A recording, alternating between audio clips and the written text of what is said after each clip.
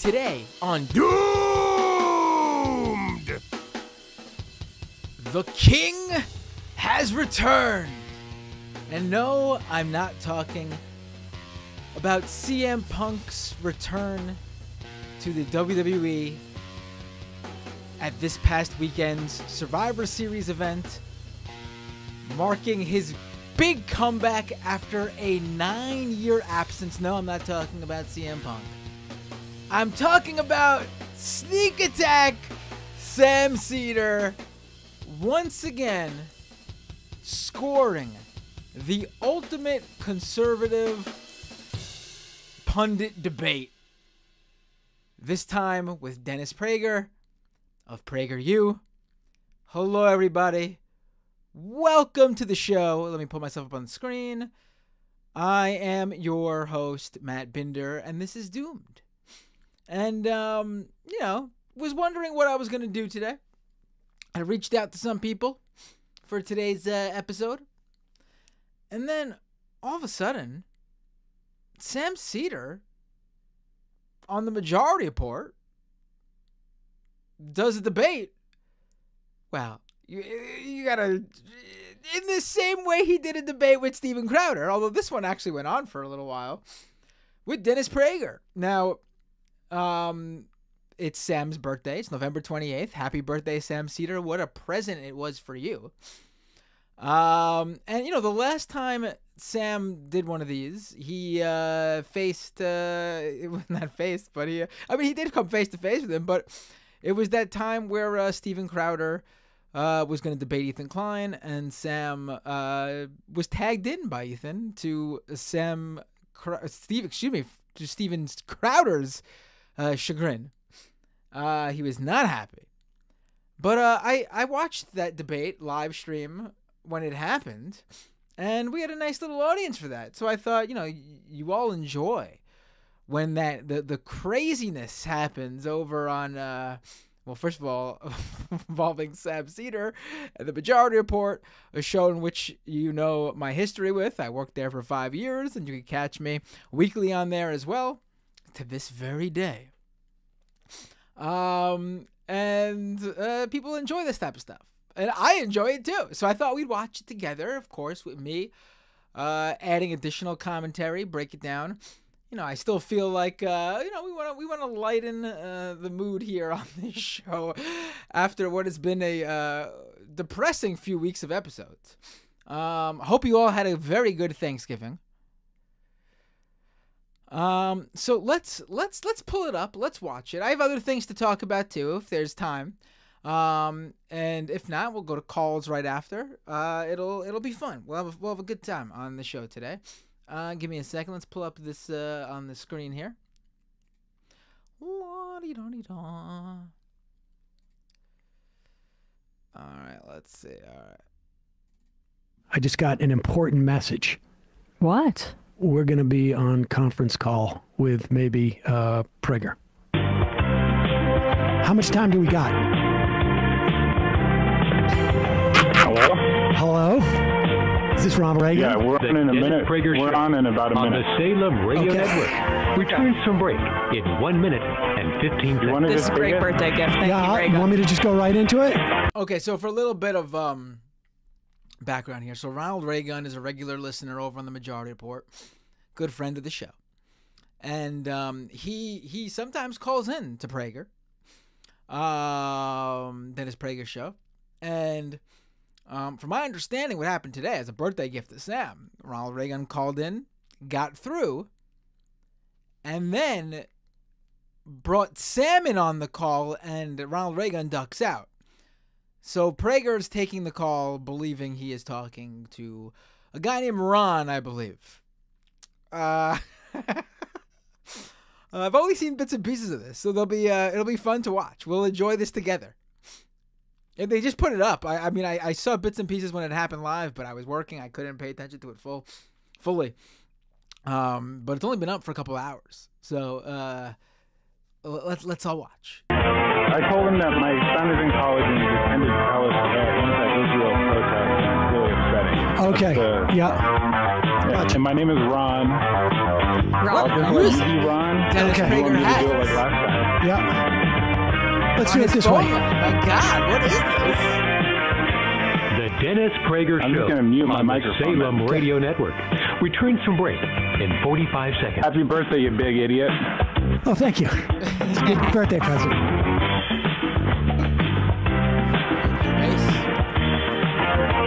What has happened to the Democrats? And that philosophy was being planted to Earth.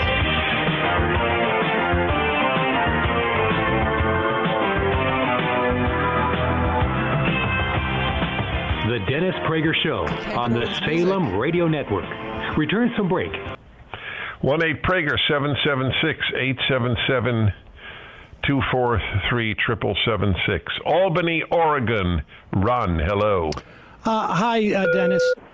Thanks so much for taking my call. I think I told your screener that my kid is in college, and there are protests going on there, and needless to say, Thanksgiving was a little bit rough. Go on.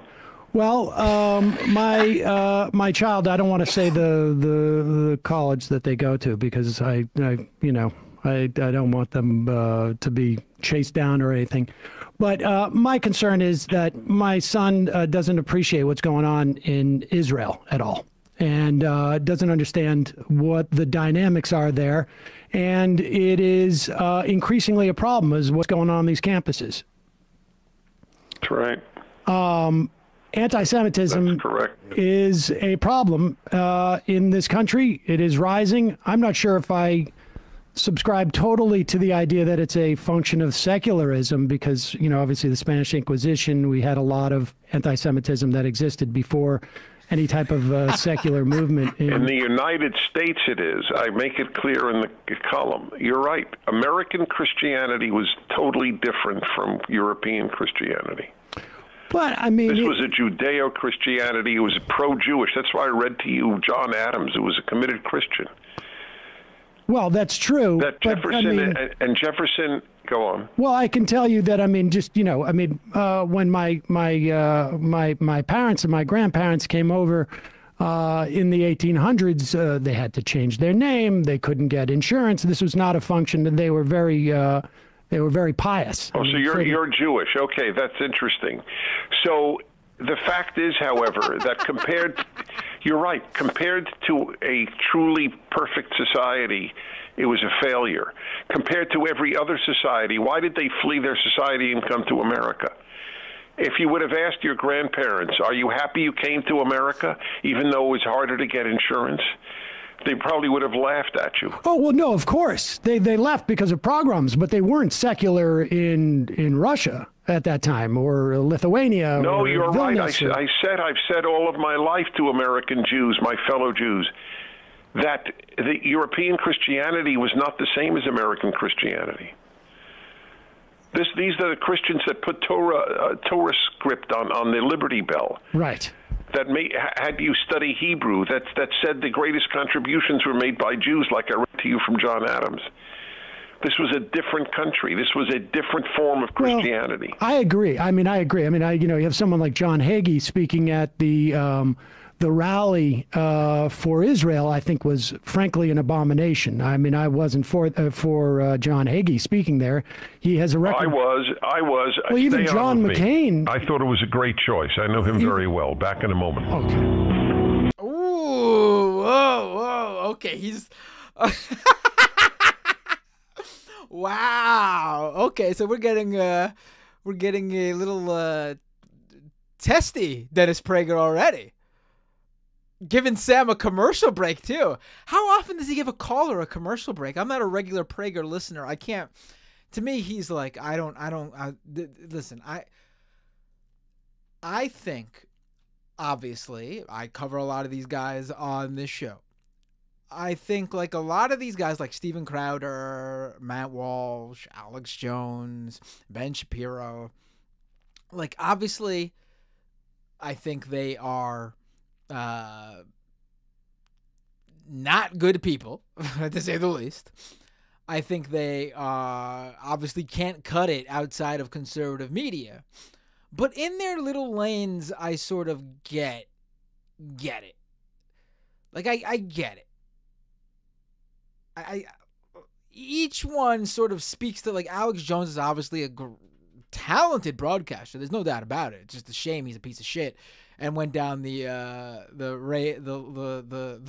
way he did in terms of being a conspiracy theorist, a far right winger, a white supremacist, a harasser of the victims, parents of school shootings. Horrible person. What a waste of a broadcasting talent. Matt Walsh, I've discussed his appeal before. He sort of grabbed onto his beat, Transpanic, and he sort of made himself the expert for conservatives on this issue, which means if trans issues are something that you really want to focus on in conservative media, you got to go to Matt Walsh for your news, right? Or for your opinion. Like, that's the guy. That's the go-to. Like, I get each individual. Steven Crowder obviously appeals to sort of like that really juvenile jock humor that, you know, all the lamos in high school were all about. You know what I'm talking about. Every single one of them has their limit. But Dennis Prager, I don't see any of. He's boring. He's dry. He's not of the when I think of like right-wing intellectuals, even the right-wingers don't name Dennis Prager. So he's not like, he's boring and dry, but he's like the serious, smart one. Like he doesn't even have that lane covered. So I honestly don't get that. Like Rush Limbaugh was again another talented broadcaster. The dude knew how to put on a show, much like Alex Jones. Just horrible person though. I don't get Prager. I don't get Prager at all. But let's. So I don't know how often he goes to a commercial break with a caller because I rarely watch his show. But that surely is something that he's going to a break and he's gonna come back with. Excuse me, Ron. I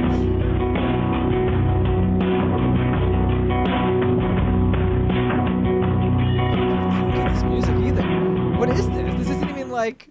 The Dennis Prager Show returns in 5 seconds.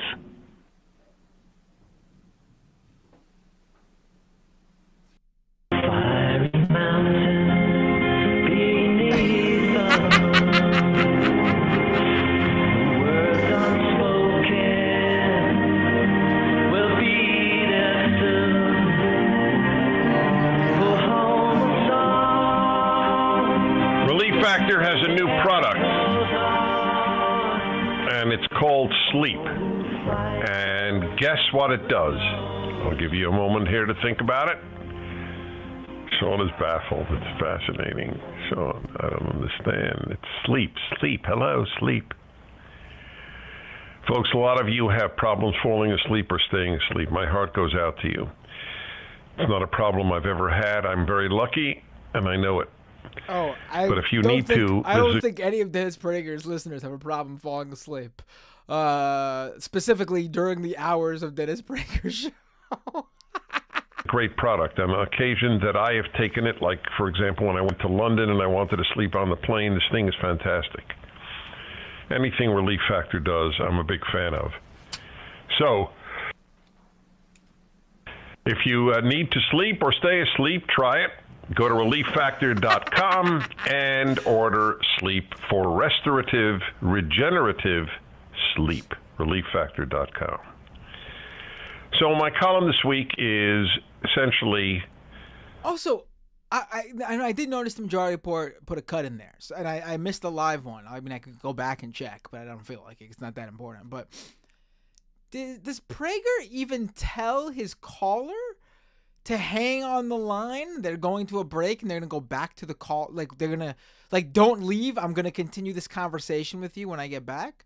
Or does he just, like, cut the commercial and doesn't tell the caller anything and just assumes they'll wait for him? It was very weird.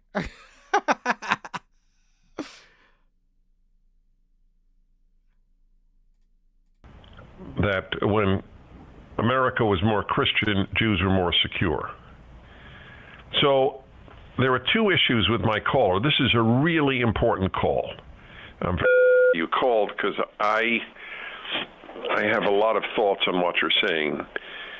So this is... I also agree this is a very important call, but not for probably the same reasons that Dennis Prager thinks it's a very important call. in Oregon. And there are two issues. One is that his son... this is a Jewish family, and his son has been participating in anti-Israel protests at his college. And the other is that he doesn't fully agree with me because, look at all the anti-Semitism in Europe, which was done by Christians, and he's absolutely right. But as I've said all of my life, American Christianity was not European Christianity, and the best place Jews have ever lived outside of their own land has been the United States of America. So your last comment was that you were distressed that at the rally in Washington for Israel, they had Pastor Hagee speak, correct? Yes, that's right. I mean, I never totally agreed with John McCain about all things, but when he distanced himself in 2008 from Hagee, I thought that was the right thing to do. And the reason? Well, I don't think the idea that, and this is what Hagee believes, obviously not what I believe, or I would imagine not what you believe, is that Hitler was sent by God to push Jews to Israel. And I mean, I understand the Christian prophecy that we as Jews are a part of that, but not necessarily in the best way. But I guess my biggest concern is we just had the greatest attack on Jews since the Holocaust take place. And I look at Israel as a place that was founded, at least in part, to protect Jews. And I think that after 75 years, what we're looking at is a situation where that project has failed. And I think in part it's failed because of the way that Israel has gone about it. Okay, so we now entered a third arena. They're all related. Exactly. Let me just say this about John Hagee. First of all, I never, ever judge people on the basis of their beliefs. Wait, what? What?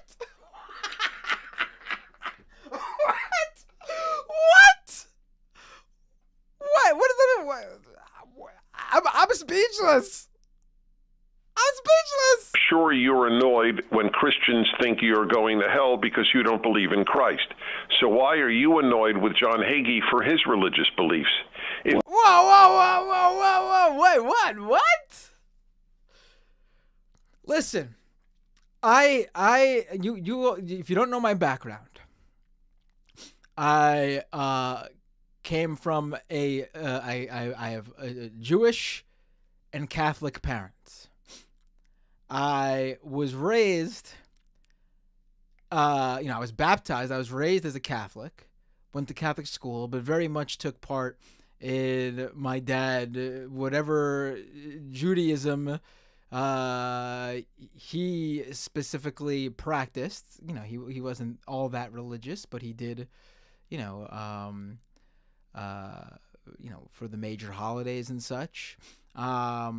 And so I think I have a good sort of combination of understanding of the beliefs of both worlds here, to say that I don't think Hitler comes into the equation for any religious beliefs in terms of Christianity, Catholicism, Judaism. I don't think he comes into the equation here in the religious belief section of any of these religions as having a major part, to the point where you go, it's just Hagee's religious belief in Hitler pushing the Jews to Israel. What? I don't think that's just a religious belief that you gotta go, people believe in all sorts of stuff as part of their religion. Very bizarre. indeed that's what he said. I have reviewed it. It's not fully clear to me, but let's say he said that. God sent Hitler. My father, who was an Orthodox Jew and fought Hitler in the U.S. Navy for 3 years, believed that God sent Hitler because he couldn't believe that the Holocaust just happened and God watched it. There are a lot of Jews. Yes, but again, that's not like a religion. Like, you're not taught that. That's not like that's just this guy, like an individual guy's belief. Like, you don't just get to add things into your religion. That is okay. So fine. So what exactly? How remarkably different was my father's view? I don't agree with my father, but it doesn't matter. As I said, I judge beliefs, but I don't judge people by their beliefs. So. Oh, I do. I mean, what do you judge people by then? If you don't judge them by their beliefs, which affect the content of their character and who they are and how they act towards others, then what do you judge someone by? Why do you dislike anybody? I mean, unless you're saying that someone could divorce their beliefs in totality, which, I mean, I guess if someone was just like, you know, my beliefs say that, like, I don't know, homosexuality is wrong, but I personally have no problem with, you know, LGBTQ people. I guess that's what he means in a way, I guess. But I mean, a lot of times those beliefs pour out into who the person is. Very, very rarely to someone. And again, I go back to Hitler did not was not part of any religious beliefs that I know of. John Hagee has been one of the most pro-Jewish, pro-Israel figures in American life. He has founded the largest organization of Christians. It is the CUFI, Christians United for Israel. I know that. But Dennis, okay. that actually relates to my other. I think that's so weird. I'm sorry. The largest pro-Israel Christian organization. I mean, what is that supposed to mean? Okay. There's a lot of pro-Israel organizations. Do you get bonus points because these are Christians? What do they have? Because you're claiming they have, I guess, I mean, they don't think so. They don't have I was going to say, is it because you think they have less skin in the game or something? But to them, they don't. To them, their skin is fully in the game. Because they think their beliefs is that the Jewish people need to be there for, you know, all that fun rapture stuff.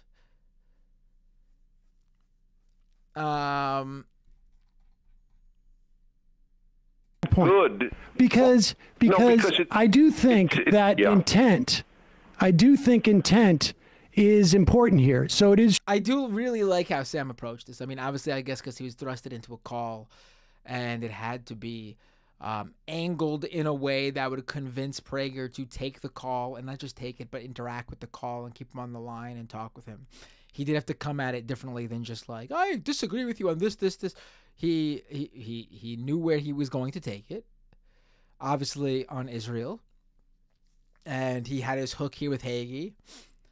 And now they are disagreeing about a very fundamental issue, but Prager thinks it's on the basis of he's talking to a fellow traveler, a fellow conservative, but I guess like sort of like a more moderate conservative, right?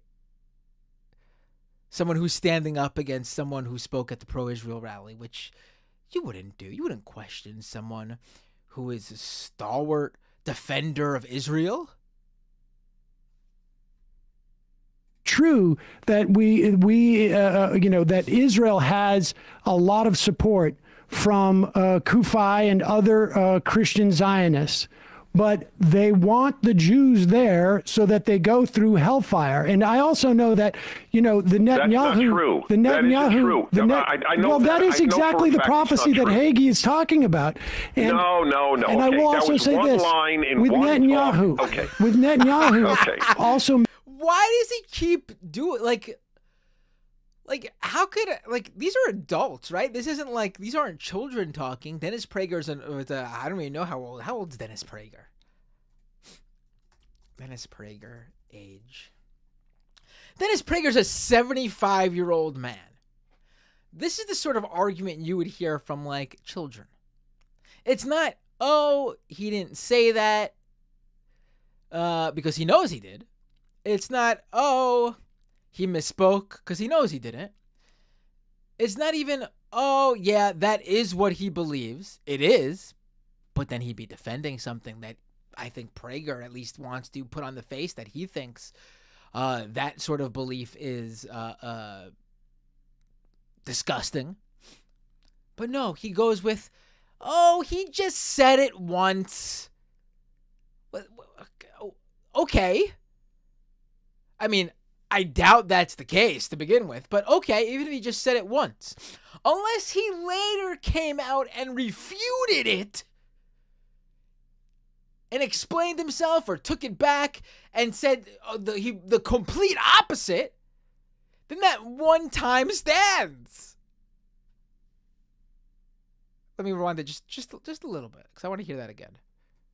My other point, good. because I do think that intent, intent is important here. So it is true that that Israel has a lot of support from Kufi and other Christian Zionists, but they want the Jews there so that they go through hellfire. And I also know that, the Netanyahu... That's not true. The Netanyahu... That is true.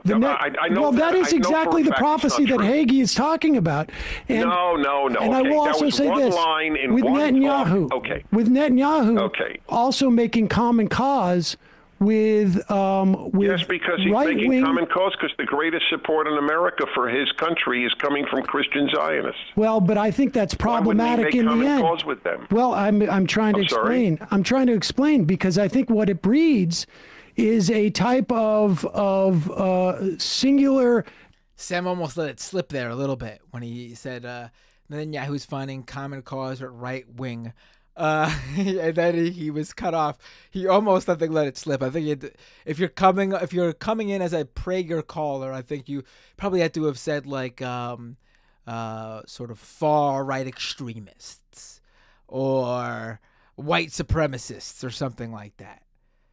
A moderate or a conservative Jew, I think, would say that. You almost let it slip, I think, by saying right wing, but I don't think Prager caught it. Maybe he did. Let's keep watching. Nationalism in Israel, which has left Jews unsafe. The road that could have been taken with Zionists. We know that there was a strand of Zionist thought. Not Israel. I'm saying certain elements within Israel because we. I'm actually shocked that Prager is letting Sam control this conversation. I'm a little bit shocked, actually. Prager keeps trying to get a word in edgewise. It's his show, and Sam is steamrolling over him. And Prager, he doesn't have to be rude.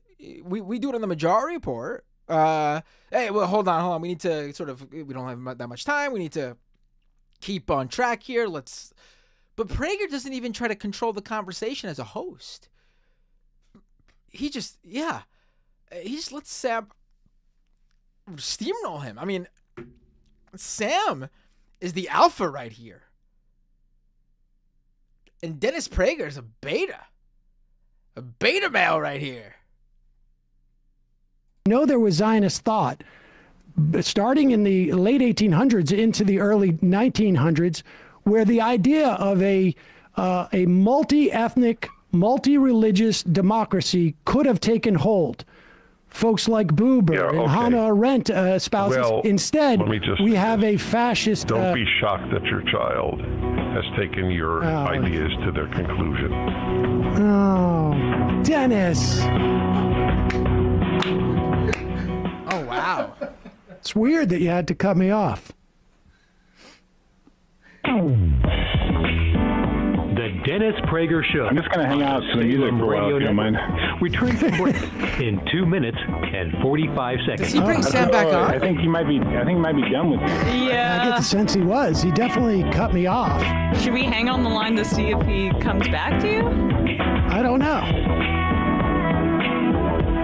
Is that it? That's up to you. I'm just working. Because you're not having real conversations. You just threw it. The Dennis Prager Show on the Salem Radio Network returns from break in 2 minutes and 15 seconds. Well, you got more runway than you thought you might. I right? definitely did. Yeah, I really greased that runway, though, didn't I? You did such a good job with like Ronald Reagan. I really appreciate the birthday gift. Being obtuse about the what your son. Oh, we're gonna stay. Did they kill you guys to get some hold music like this? Is it bagpipes? That's what it means to be a mighty man of What do you valor. got to do to make that happen? On the Salem Radio Network returns from break in Wait, 1 but there's minute more time on and this 45 video. seconds. All right, well, we're gonna hang on for the 1 minute 45 seconds. I'm guessing he brings us back on. Do you have clients in your office right now, Ronald Reagan? Yeah, but they don't speak English, so they don't really know what's going on. I told them I'm calling immigration to check on their case. The Dennis Prager Show on the Salem Radio Network returns from break in 1 minute and 15 seconds. Oh, 1 minute, 15 seconds. I gotta say, I'm gonna put it a little bit lower. This on guy's ripping this fiddle. Yeah, it's some good fiddle.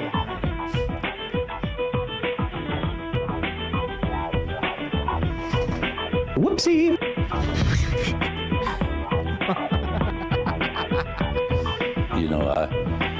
Oh wait, I got people in the chat saying that you bring Sam back in one more time. Salem Radio post Network and try to, break in 45 seconds. Help them if I can. What is this? What is he playing? What did Matt like throw on there?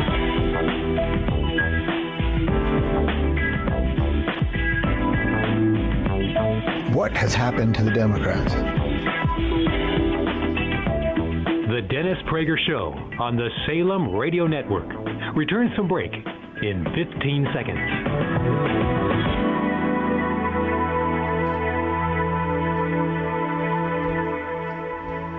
The Dennis 15 Prager seconds, Show here we go. returns in 5 seconds.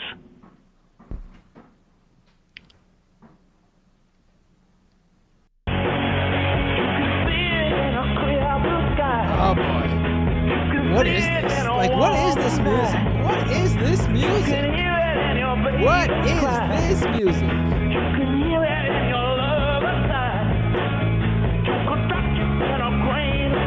Go to relieffactor.com, read what people have written about this product, which relieves pain in muscles and joints. I know it, I endorse it, I use it. The Living Martyr uses it, my wife uses it. In fact, my wife used it before I ever heard of it. That's why I actually agreed to even promote it years ago, because she told me, oh, it's fantastic for her knee pain. It's so good, she sometimes forgets to take it, and then she doesn't take it, and the knee pain comes Ads, back. man. I don't know. I don't Try know how it they for 3 do weeks. Doesn't work in 3 weeks. The bakers say you should cancel your order, because it probably won't work for you if it I don't know doesn't how they work do in this 3 because weeks. I don't have any ads. Go to relieffactor.com, $19.95 for 3 weeks. That's it.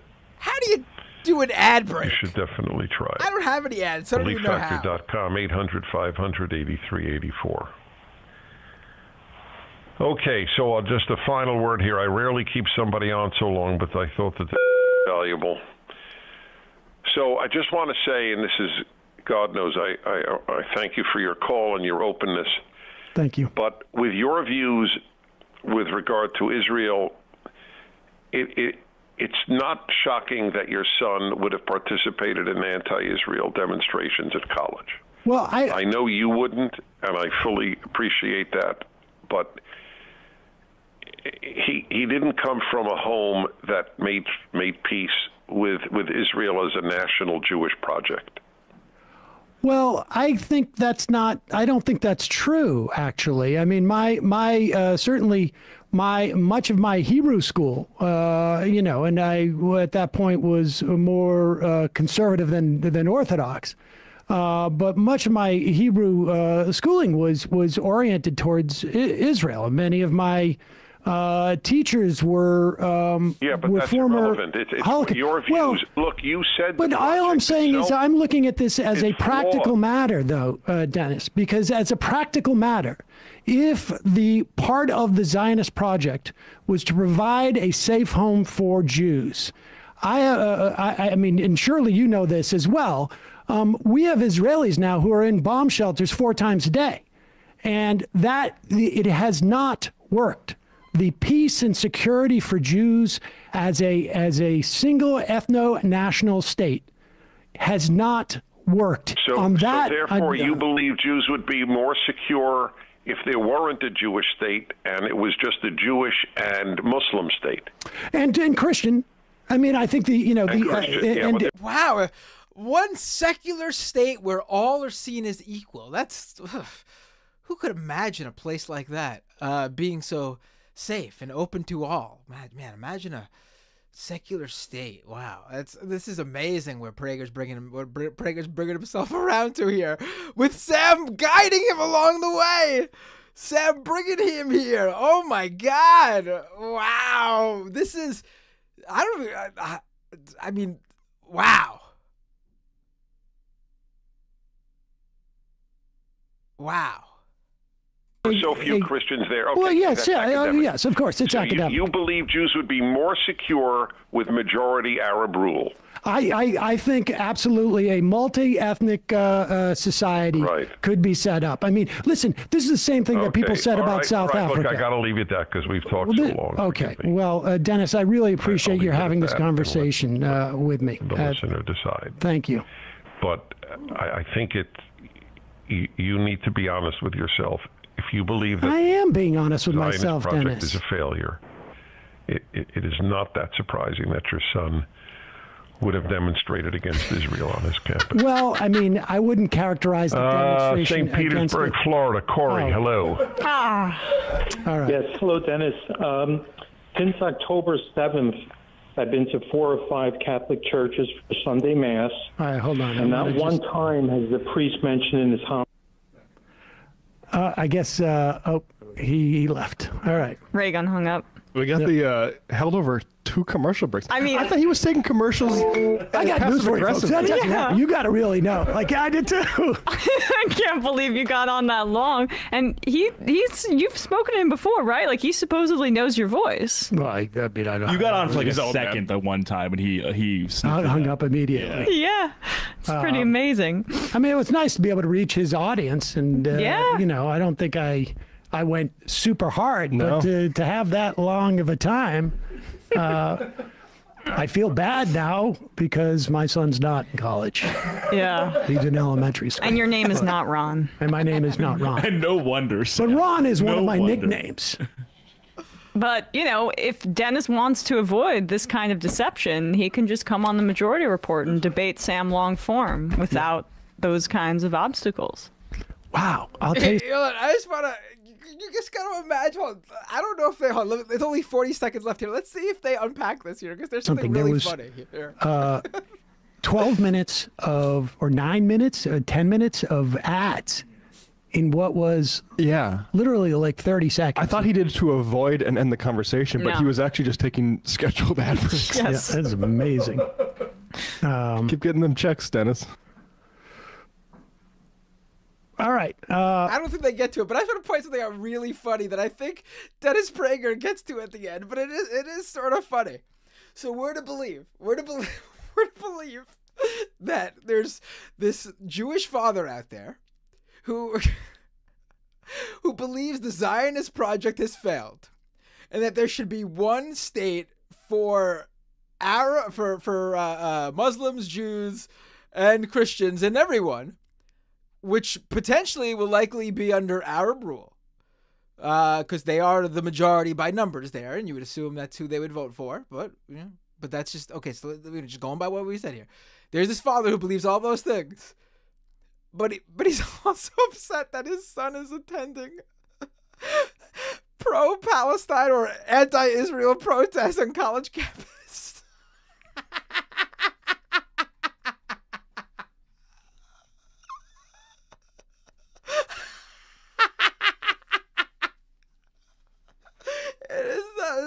That is a really funny scenario. It is really funny.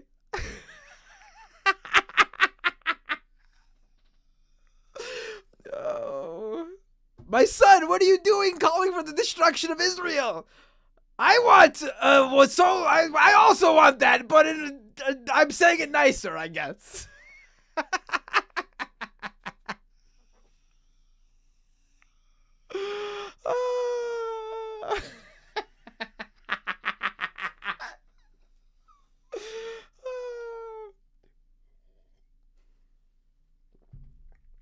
That is really, I want to see a segment. I want to see like a sketch with that character, actually. I don't think Prager knew it was Sam, or that it was on. I don't think he knew, because then why would he let him talk for 3 segments, 3 commercial breaks over the course of, I guess 2 in between, but was it 3? Man.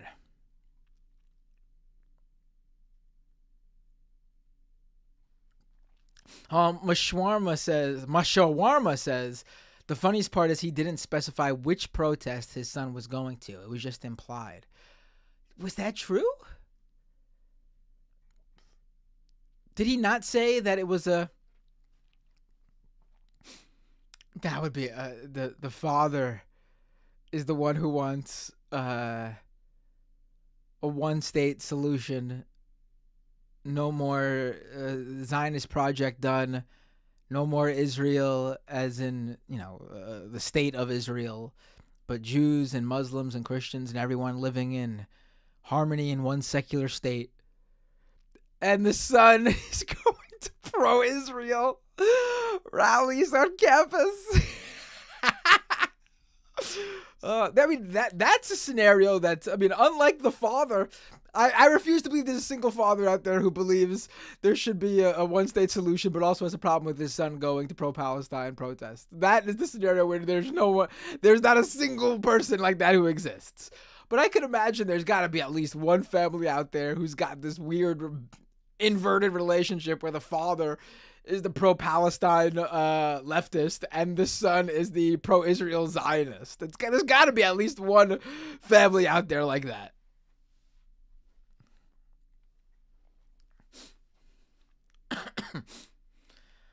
Oh man, that was great. I enjoyed that a lot.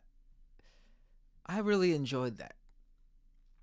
Should we make this an episode where we watch some of these? I've been wanting to watch that. People have been recommending that Cenk Uygur, Ben.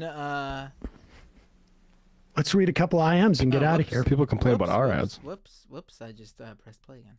Was there people have been wanting me to watch that? Is that worth watching? I've had some people tell me to watch that one.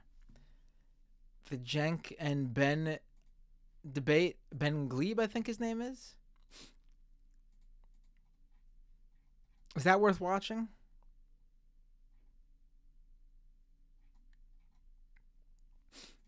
How long is this one?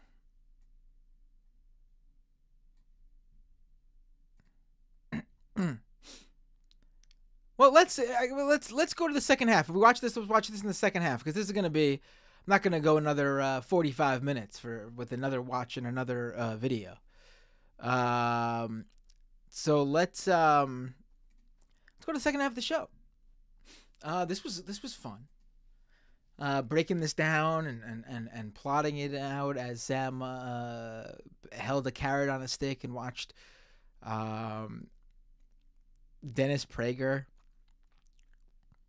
throw out a plausible one-state solution for Israel and Palestine.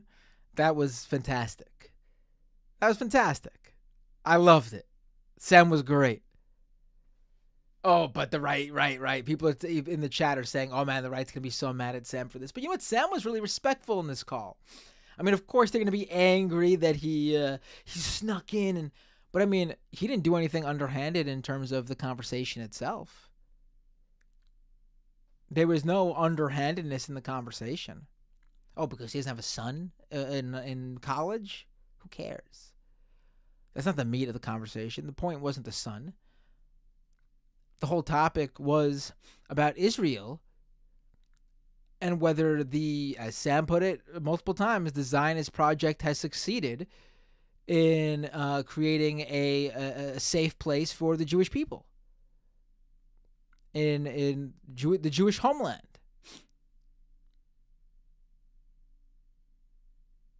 And that's the meat of the conversation. There was nothing underhanded. In fact, Sam was being very polite, nice, respectful. There was conversation. Prager wouldn't have held him for 3 commercials if he thought the conversation wasn't worth it. He even said it was a very important conversation. I mean, isn't it stunning that you could just present yourself as like a conservative or even a moderate Jew and argue from the point of view that Sam was, and it's a very important conversation. No accusation that the topic of conversation was anti-Semitic or disgusting to talk about, or anyone who has this sort of conversation needs to be fired from their job, or it's a conversation that cannot be had. No, instead it's an important conversation, an interesting. Dennis Prager disagreed, but he still thought that Sam's points were valid and to be heard out.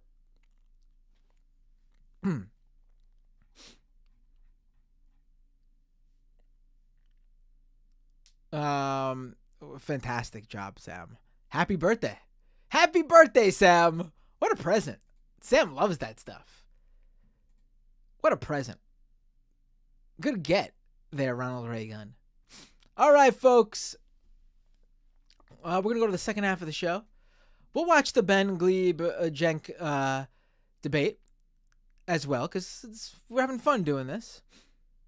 And then I'll take a few calls, read a few super chats, see the super chats pouring in. You could leave one at youtube.com/MattBinder, and I'll get to your super chat. I'll read it, answer whatever question you'd like to ask. To support this show, you could leave a super chat, youtube.com/MattBinder. Subscribe to the YouTube channel as well at youtube.com/MattBinder. Don't forget twitch.tv/MattBinder. Be sure to follow me on there as well. And if you're an Amazon Prime subscriber, don't forget to connect your Amazon account to your Twitch account. You get a free Twitch Prime subscription, every month. I saw we lost a bunch of Twitch subscribers in general. I'm assuming people's Prime subscriptions lapsed and they forgot to renew. So don't forget to do that, because otherwise Jeff Bezos and Amazon just keeps that money. They already give it to you, that free Twitch Prime subscription, with your paid Amazon Prime subscription. So if you don't use it, that means they don't give money to your favorite creator. Yeah, that's right. They give money to whoever you give that Twitch Prime subscription to. It's like, I don't know, it's a couple bucks, but money is money and it adds up. And if you don't use it, that means Amazon keeps that money in their pocket. Why would you want that? So twitch.tv/MattBinder. Subscribe with Twitch Prime. Re-up that Twitch Prime subscription. Oh, and on YouTube you could become a member too and get those get all those emotes and stuff as well. If you want to do that on in the the YouTube chats and stuff. What else? Scameconomy.com for all the links to Scam Economy. Don't miss the last episode of the show with Molly White about Sam Bankman-Fried and the FTX trial.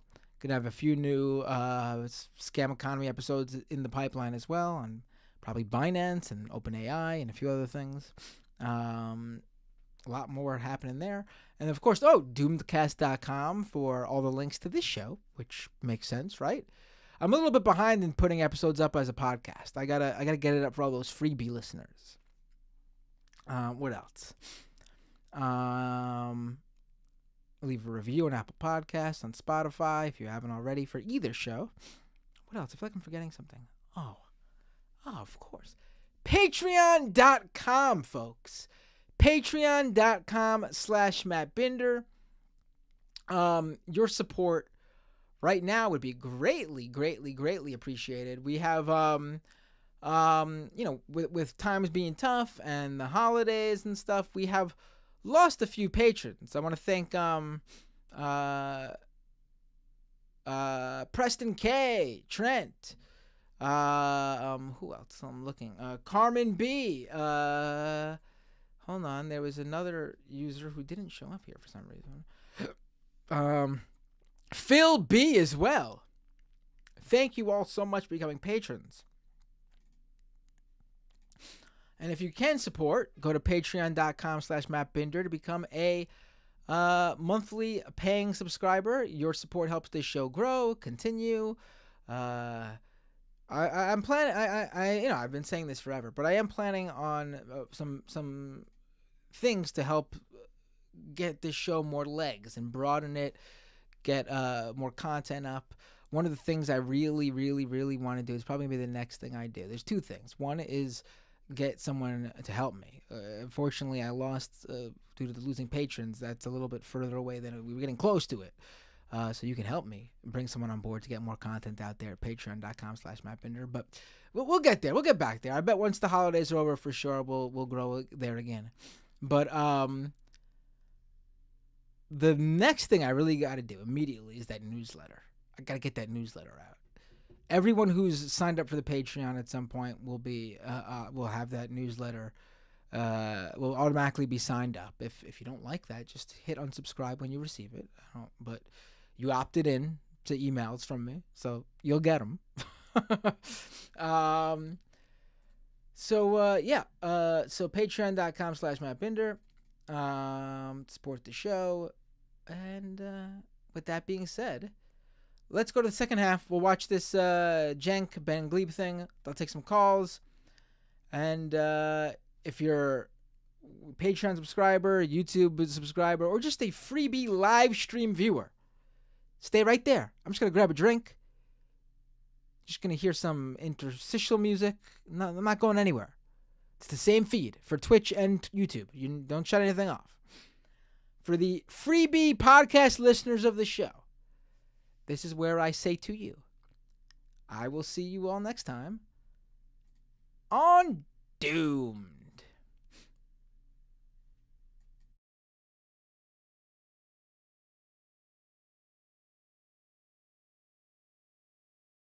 Today on Doomed.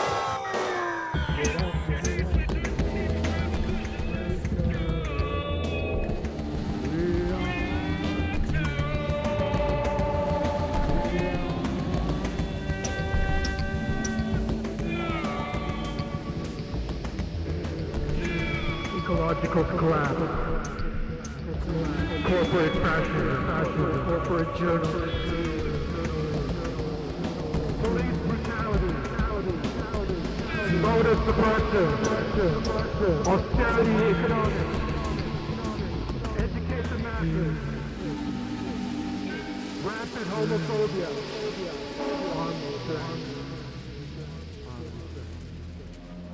We got our first caller. What's up, Matt? Hey, Dave from Jamaica. Dave from Jamaica. How are you doing, my friend? What are we going to talk about today? I don't think you are exactly what you claim you are. I would say you're a conservative. What makes you a liberal? I'm pro-Green New Deal. Are you? Yes, really? Absolutely.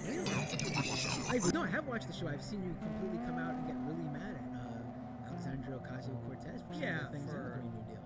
You mean like free college for black people?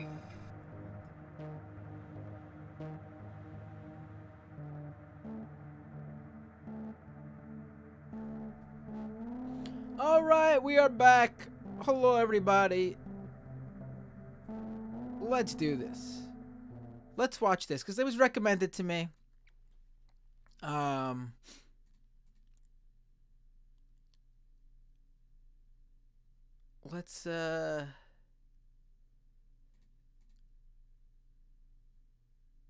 watch this. So apparently, a few weeks ago, not too long ago, roughly 2 weeks ago,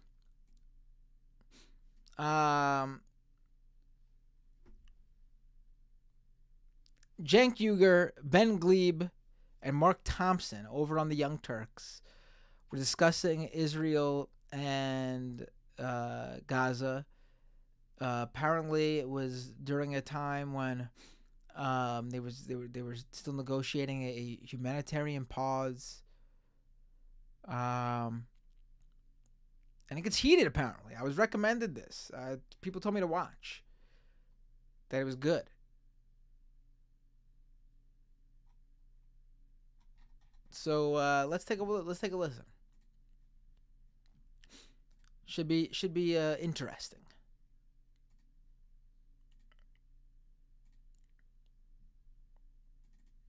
With urgent need for more aid to reach the civilians of Gaza and responding to calls from the U.S. and much of the international community for humanitarian pauses in fighting, Israel announced Thursday it will implement 4-hour humanitarian pauses daily in the northern Gaza Strip. The Israel Defense Forces said there will be, quote, tactical local pauses for humanitarian aid for Gazan civilians. Here's a clip. The White House says Israel will establish 4-hour humanitarian pauses each day in Gaza so more people can escape the fighting, but not a full ceasefire. Tens of thousands of Palestinians have fled to the southern part of Gaza in recent days as Israel carries out its ground and air offensive. Raising hopes of a hostage breakthrough, two officials with knowledge of the visit tell NBC News that both the CIA director and the director of Israel's intelligence agency, Mossad, were in Qatar today to work through details of a potential hostage release. Mr. President, this morning, Israel's president told NBC's Ralph Sanchez there's no substantial offer from Hamas to release hostages, even while Israel says it will allow more aid into Gaza. Again, this is before, you know, there was this agreement to a ceasefire that went into effect on Friday, and hostages were released, both sides. This was obviously before that. On major upgrade of the humanitarian aid to Gaza. And according to U.S. National Security Council spokesman John Kirby, some more detail. Kirby announced to reporters that the 4-hour humanitarian pauses will be implemented in northern Gaza beginning Thursday. Yesterday, the Israelis have informed the U.S. there will be no military operations in those areas for the duration of the pauses, and the timing of them will be announced 3 hours before the pause begins each day, Kirby said. An Israeli official also confirmed the 4-hour daily pauses, saying the reprieves are meant to allow people to move to the south of Gaza and obtain food and medicine, which of course is very much needed over there right now. Kirby would not speak to the details in terms of physical parameters of the pauses or how many days there would be pauses, but this also comes with the addition of a second humanitarian corridor, this time along the sea, to allow for the safe passage of many more civilians. That said, Israel has made clear there will be no full ceasefire at this time. Quote, "The fighting continues and there will be no ceasefire without the release of our hostages. Israel is allowing safe passage through humanitarian corridors from the northern Gaza Strip to the south, which 50,000 Gazans utilized just yesterday. We once again call on the civilian population of Gaza to evacuate to the south." That's a statement from the Israeli Prime Minister Benjamin Netanyahu's office. President Biden also chiming in, confirming there will not be a full ceasefire. Here's the clip.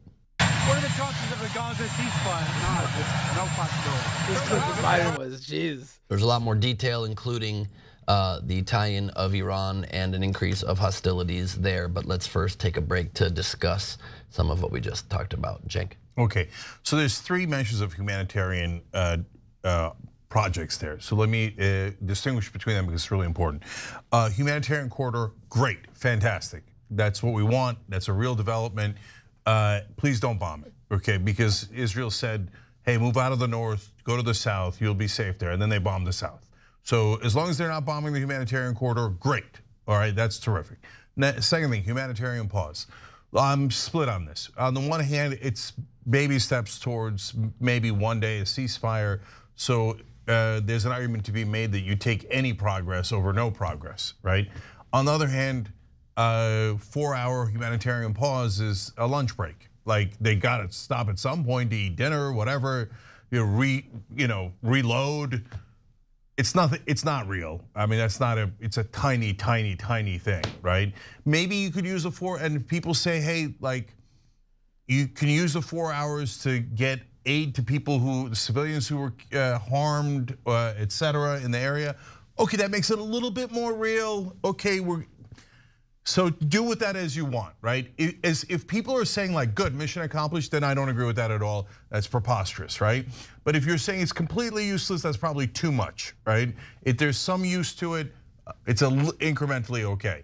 But if you notice the offer for the exchange of hostages, we all want the hostages back, right? So sometimes people say, well, why don't you yell at Hamas? Okay, here, I'm officially yelling at Hamas. God damn it, give the hostages back.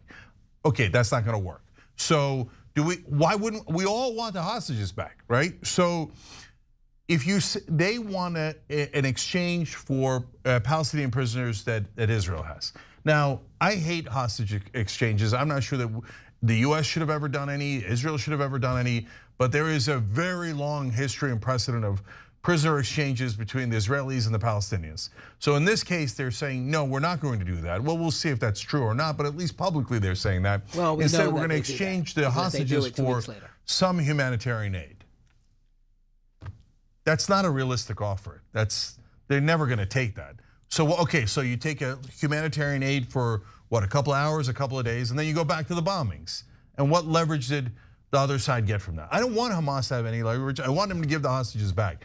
But we have to be realistic about how to actually execute that. If you're offering, oh yeah, I'll let you take a lunch break and you give me all the hostages back, you're not gonna get them back.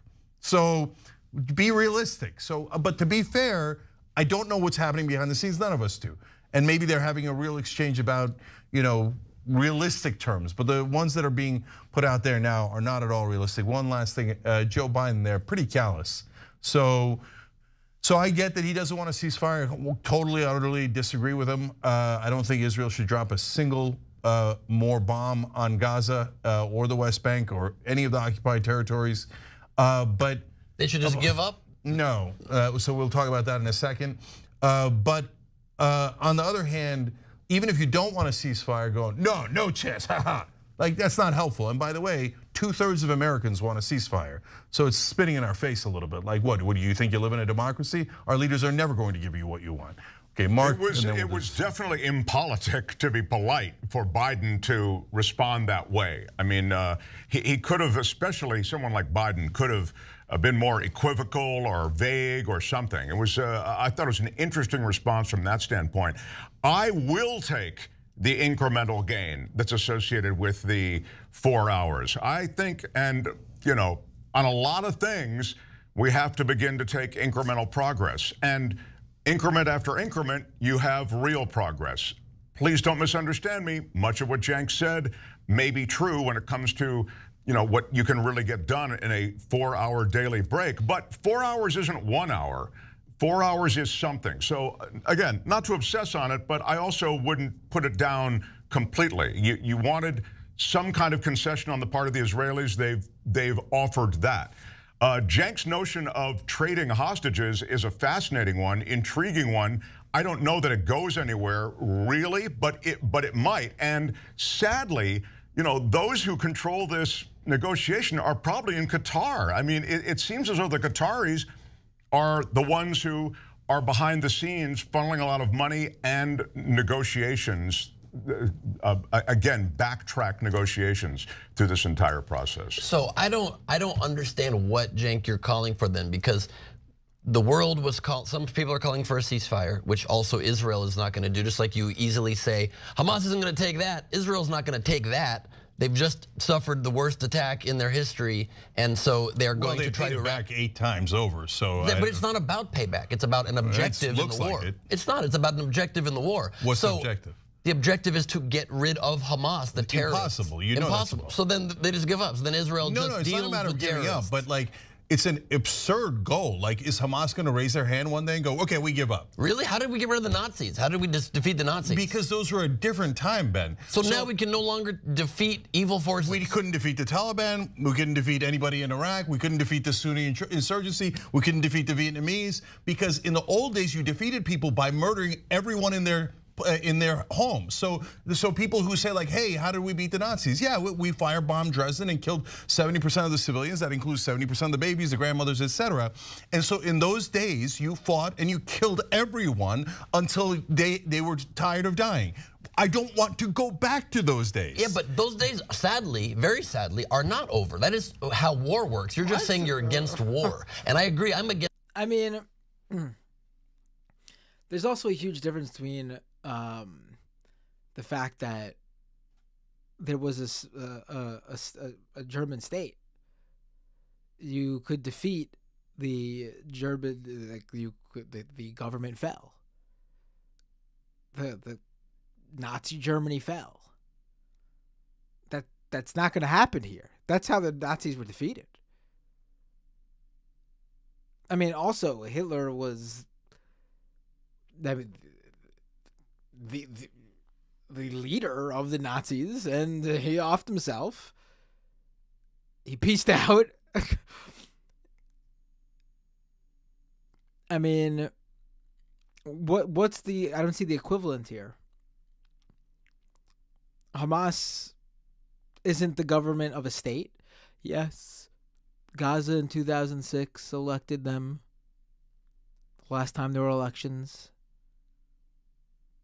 What, 17 years ago? But what do they control? The Gaza Strip. There's no government there. There's no country with a military and power, world power, like Nazi Germany had. There's nothing for them to lose. So they wouldn't give up.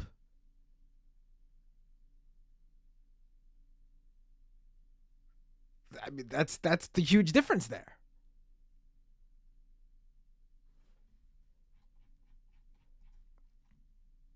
To war as well, but that's how war works. Otherwise, what you're saying is that those are the old days. The new days are terrorists can do whatever they like, and then just with impunity, there'll be some payback for a few weeks, and then you get to stay in power. No. So first of all, if war works by us murdering their innocent civilians, I don't want any piece of it. Second of all, it doesn't mean that you can't do anything against a terrorist. We can actually do special forces. We did against ISIS, we did against Al-Qaeda. And by the way, all the bombing in Iraq killed hundreds of thousands of civilians, and it did not eradicate the Sunni insurgency or ISIS. When we used special forces and we got on the ground and we actually killed the bad guys instead of doing indiscriminate bombings, that actually did work. We did get Osama bin Laden. We did get the leader of ISIS, and that I agree with some of what Cenk is saying. I don't like his framing here with the bad guys talk. Doesn't mean they're not odious individuals involved here, but I agree with most of what he's saying. Some of it, I do think this Osama bin Laden raid is a great example of what intelligence and special operations can do. I think that's a good example. I mean, there were literally women and children inside that compound where Osama was staying, and they didn't get they weren't killed. If Israel goes in and right now, by the way, the ground troops, as I said from day one, have been more effective. And a lot of people were against the ground troops. But I said, look, special forces is necessary. That's how you fight back against people who are trying to kill you. But if you say, hey, I'm just going to bomb, like the reason why I say not one more bomb is because bombing doesn't work. And bombing Iraq created ISIS. It didn't end ISIS, it created ISIS. Yeah. So the more we bomb the Palestinians, the bigger Hamas is going to get. In this day and age, the Viet Cong didn't raise their hand and say, we give up. That none of these groups say we give up. And Hamas is never, ever, ever going to say we give up. So if that's the standard, that means we're just going to keep butchering Palestinian civilians. But by that exact standard, you're acting as though the bombing was just purely, as you seem to think it is, for revenge or retribution. I think a great example we now have 2 weeks later is that I'm watching these videos of the hostages, the Israeli hostages being released. And I was sort of interested in the fact that they were so clean, like their clothing wasn't tattered, there wasn't blown up building residue on their bodies. It was like they weren't anywhere where the war zone was happening. And I'm not saying this in an attempt to say, oh, the Hamas was treating the hostages great. The hostages didn't want to leave. They're having the time of their life. No, I'm not doing that. I'm just making I was making a legitimate point here that Hamas clearly is holding the hostages somewhere that Israel hasn't touched. Like, they are so off. And even the Hamas fighters, they weren't tattered, they were like, they are somewhere that Israel has clearly not touched. I mean, which means Israel's been bombing places where there's no Hamas. Or not the, main Hamas areas where Hamas is holding hostages. So, I mean, and we know Israel doesn't know where the hostages are. So it's not like you can argue that, Israel knows where the hostages are being held, so they're taking precautions. No.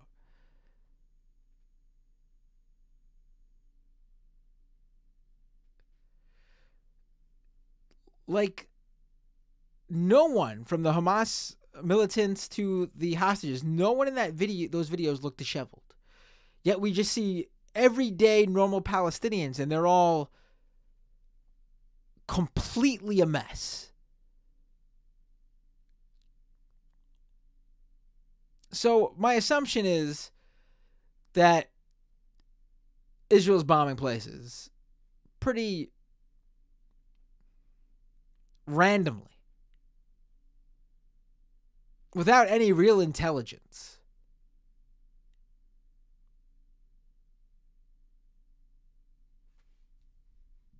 So yeah, I do think a little bit of it, not even a little bit of it, a lot of it, based even on what Israeli politicians have said,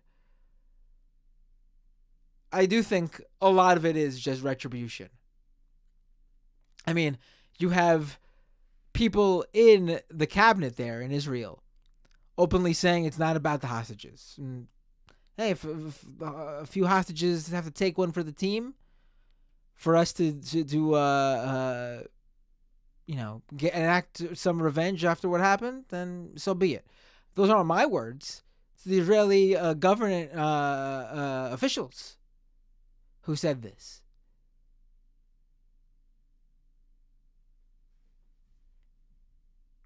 They were bombing these buildings, and while, again, I'll say it every time, the innocent loss of life has been horrific, it was not for no reason, and it was not indiscriminately. It was to get rid of strongholds, buildings that they knew had Hamas. Again,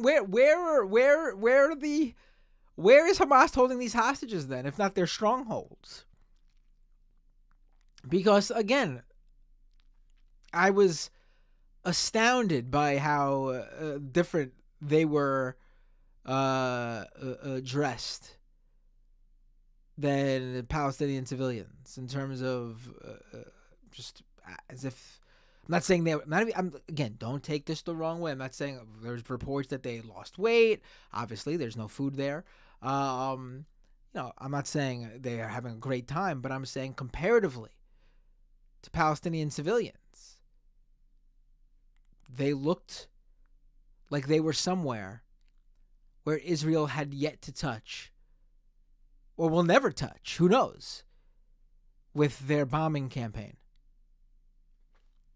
Strongholds in them, so that when they go in with the ground troops that you yourself were suggesting were a better idea and are a better idea, that they aren't a complete suicide mission for the Israeli troops. Also, in the immediate aftermath of October 7th, you said, of course, Israel has to respond and is going to bomb. It's just you hope that it's not a hugely disproportional number. You said, I hope it's not 10 to 1, 100 to 1. The numbers have been horrible. They've been 5 to 1 or 6 to 1. That's not good, but it's because we're trying to take out a terrorist force that also is a government. And so I do not buy the argument that there is ever going to be a solution where you just say Hamas gets to win. And so I think a much smarter way to approach trying to get what you want. They don't get to win, Ben. They don't get to win.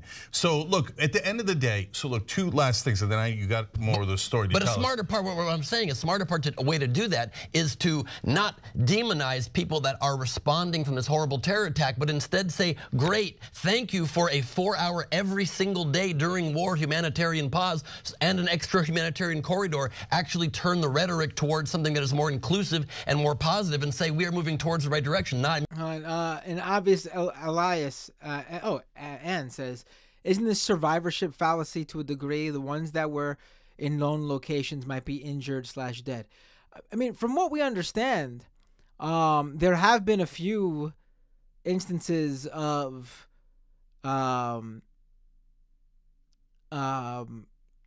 hostages dying, but from what I recall, I think those were IDF soldiers. And it's unclear to me if they were killed or like by Hamas or it was Israel bombing. I think that is an interesting point, obviously, but I also believe, from what we know, the vast majority of the hostages, including most of, if not close to all, the civilian hostages, are still alive. My understanding is Hamas is treating the IDF hostages much differently than the civilian hostages.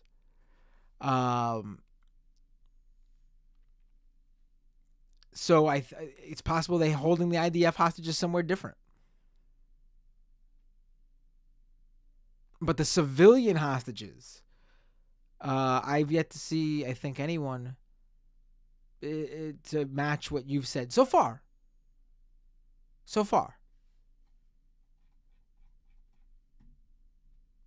Immediately on day one saying, that's not real. Maybe it's a tiny bit real, but it's not real. No, it's a major, significant change in the conditions on the ground. It's Israel going against what it believes its objectives need to be, to listen to the world community, to give opportunities for aid to come in. That's the big source of outcry from all of the groups saying civilians are being killed. So let the civilians out. So they're doing that. Extra humanitarian corridor. They're not letting anybody out. Gaza's a prison.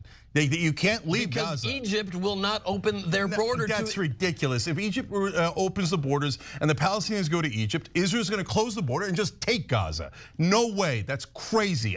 No way. It's entirely up to Egypt to keep that border open or not. But certainly they're not going to open the border into their own country. No, Israel and Egypt have an alliance, and that's why. Ben, look, so we have massive disagreements. So when at one point they had about 8,000 civilians killed and 13 Hamas members killed. No, they weren't trying to bomb Hamas. They were doing indiscriminate bombings. 13 Hamas members killed. Where are you getting that number? I got it from a news report. We reported on it. Hamas does not distinguish in their numbers between Hamas soldiers and civilians. You have no idea how many Hamas soldiers were killed in that 10,000. Even Netanyahu at one point, and he's a grotesque liar, said, in an ABC report, well, 10,000 were killed, but 1,000 of those could have been Hamas. First of all, could have been. And if that's true, but you take Netanyahu's numbers, that's still awful. If you said to me, I've said this 100 times, hey, that guy killed your family members. There's no way that I don't want to kill that guy. I will be filled with rage. And you say there's 9 civilians around him, an aunt, an uncle, a grandma, a baby, etc. Would I bomb them and kill those 9 civilians to get the bad guy? Never. Never, because it is deeply immoral. I'm not going to do the same thing a terrorist would do. That's insanity. And Israel's saying, yeah, I don't care. I don't care about the ratio. I dropped the bombs. The buildings collapse. The babies' heads are crushed. But they are saying that. Defense. That is a lie. That's not defense. That's offense. But they are not saying that. They are taking far more measures than any country that I know of to make sure the civilians leave the area. It's a little bit stunning too to watch this a few weeks removed now. It's I don't know what Ben Glebe is arguing when you have literally Israeli politicians going on TV. Like, it's almost like a coordinated media effort from every right-wing Israeli politician, which is like all of them, to go out there and say there's no difference between civilians and Hamas. We will obliterate Gaza. We will make it unlivable. There will be nothing but Israel from the river to the sea. I mean, they've made it as clear as can be.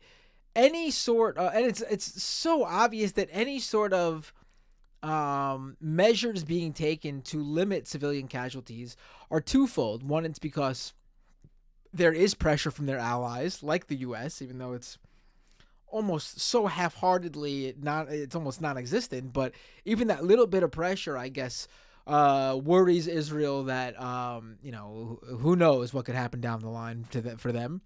That's probably what they're taking into calculation, but also mainly because they find it very important to win the media war, the info war. They find it super important. I mean, they have a whole industry, a whole setup to make sure that they control the narrative that's being reported all over the world to various news organizations. I mean, it's propaganda. Every country takes part in it.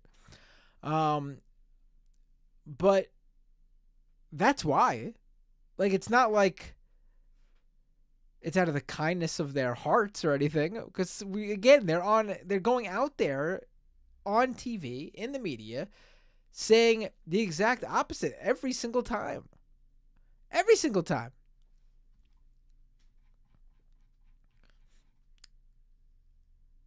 Cenk's pretty good here. That's been good so far.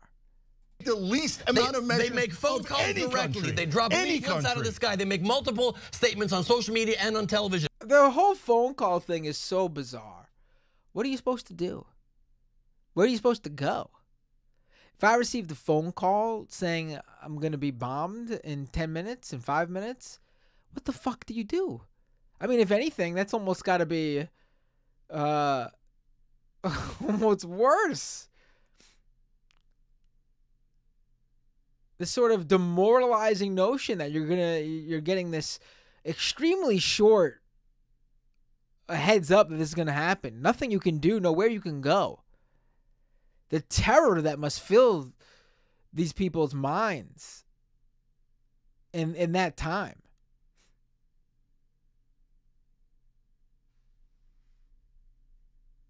Oh, they paused. They said 24 hours to escape. UN said it's impossible. Escape to what? Escape to what? It's an open-air prison. To the south. And then Egypt which can they open also that border bombed. if they like. They bombed. It's also interesting he's saying this. I don't know if it was announced by then, but Israel now says they're going to go to the south. And now they're opening up like a little, 2.5 mile corridor where they expect every Palestinian in Gaza to go to. A little bit to get rid of also Hamas targets. It's not the main area that the main bombing is happening. And so that is the reality of war. You're still not ever suggesting concretely how you suggest that Israel lives in peace and possibly gets Can I peace. answer, please? Sure. It's so easy. Yeah. Okay, special forces to take out the Hamas guys who attacked. No problem, I've said it from day one. Try to release the hostages, do negotiation, do power, do all the things that you do. Then, this is super important, end the goddamn occupation. There isn't an occupation in Gaza, I'll say it to you. Oh my God. Wow. This is, at least before he was arguing from, it's still ridiculous arguments, but, they were based in the idea that, Israel saying this thing about, trying to give him something here. But it's something that's been going on for about 7 weeks now. Maybe it hasn't really concretely hit him in the head yet what's going on. Emotions are wild these past 2 months. I get it. So maybe he's not, thinking straight on this moving situation that's happening. But to fucking just outright say this about there being no occupation in Gaza is just unbelievable. Israel controls everything. Everything. They know who's there, where they live, who enters, who leaves, who can enter, who cannot enter, who can leave, who cannot leave, what goes in, what comes out. They control it all. And the people in Gaza have no representation in Israel. They're controlled by a third-party foreign government that they have no power to elect. Give me a break, man. Give me a break.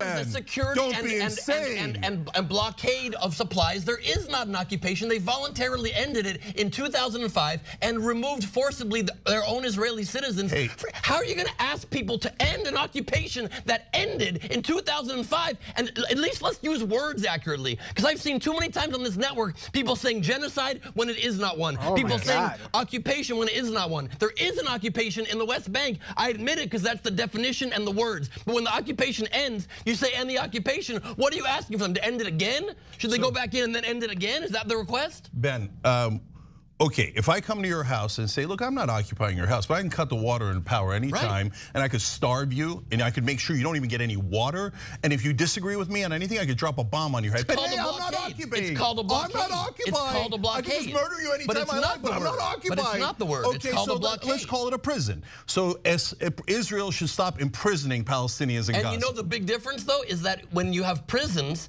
the people that run the prisons don't offer freedom to all of the people 6 different times, and they reject it when they get 85 to 97% of their requests. I've seen you shake off in interviews your head about saying they've been offered peace. You go like this, you go, no, no, no. But they have been offered peace many times. So shouldn't they accept that? What is your plan? Why aren't you telling Hamas right now, release the goddamn hostages, accept peace, make a peace agreement, put on paper, Well, the reason is because Israel will not accept an agreement, a peace agreement with Hamas. I mean, Benjamin Netanyahu is out there today, 2 weeks after this conversation here, but this was already being floated there. I mean, anyone who thought there was going to be an agreement 2 weeks ago is ridiculous. But Benjamin Netanyahu is officially out there telling his cabinet that with him in charge, there will be no peace deal, no land offer, no state of Palestine ever, as long as he's in charge of Israel. I mean, you got to be kidding me. You gotta be kidding me, man.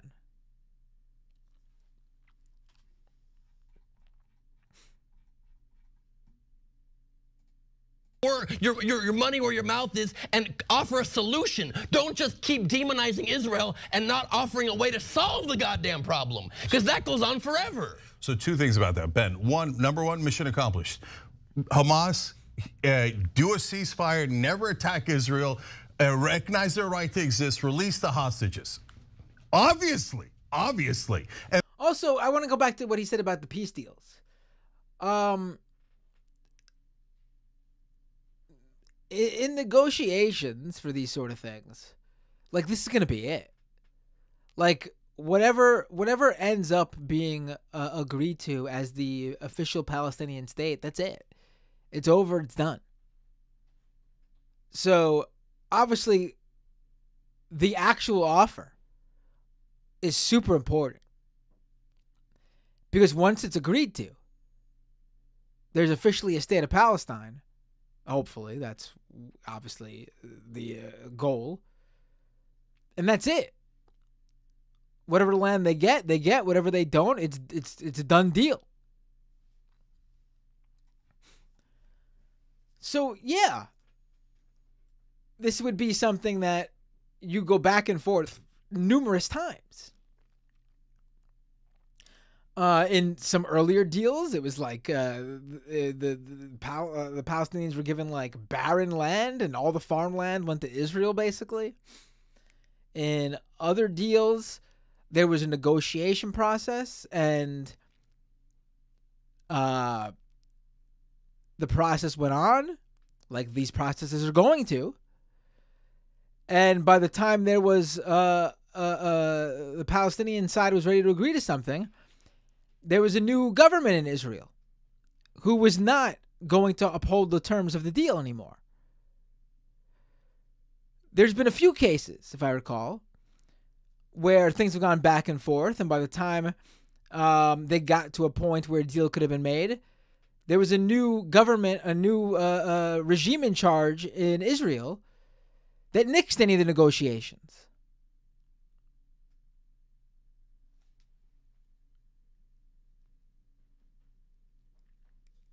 I will say I don't know Ben Glebe.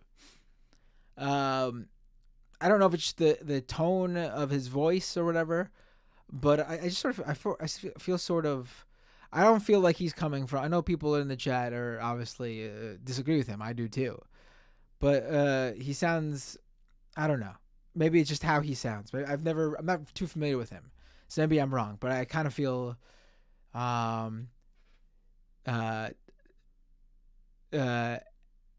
maybe I'll eat these words once I find out more about him, but I kind of feel empathetic to him. Not what he's saying, but he sounds like someone who's coming from a place of not ill intent, but he's he's wrong. Again, maybe I'm wrong. I'm not too familiar with him. Maybe it's his voice. He's got sort of like a cadence, like a I don't know, like a sickly child. I can't quite put my finger on exactly what it is, but there's something about the cadence of his voice or the tone of his voice that makes me feel kind of bad.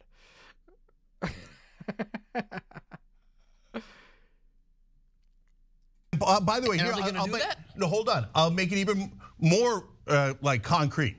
Hamas, stop being goddamn idiots. You're destroying the Palestinian cause as well as being immoral.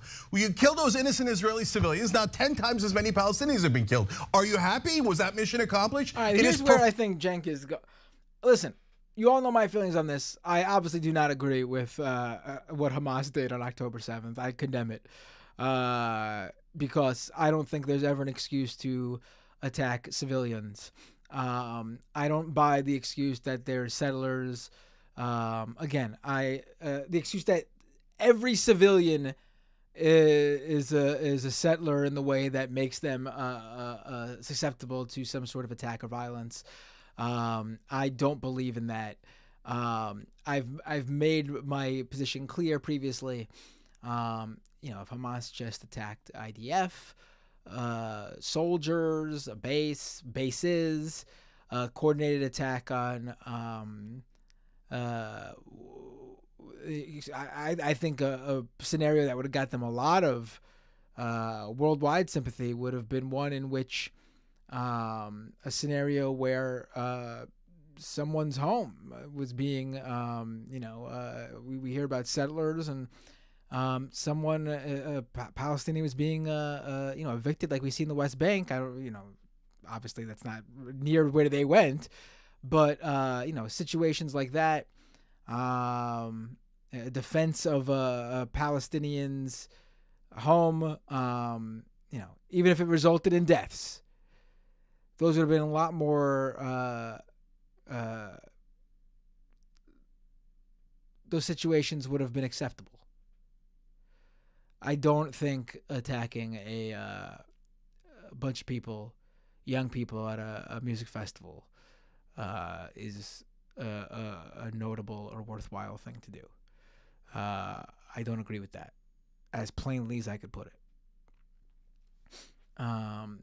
I don't think that civilians anywhere, regardless of whether their existence or what they're doing is playing into a scenario like that. I don't think that's the way to go.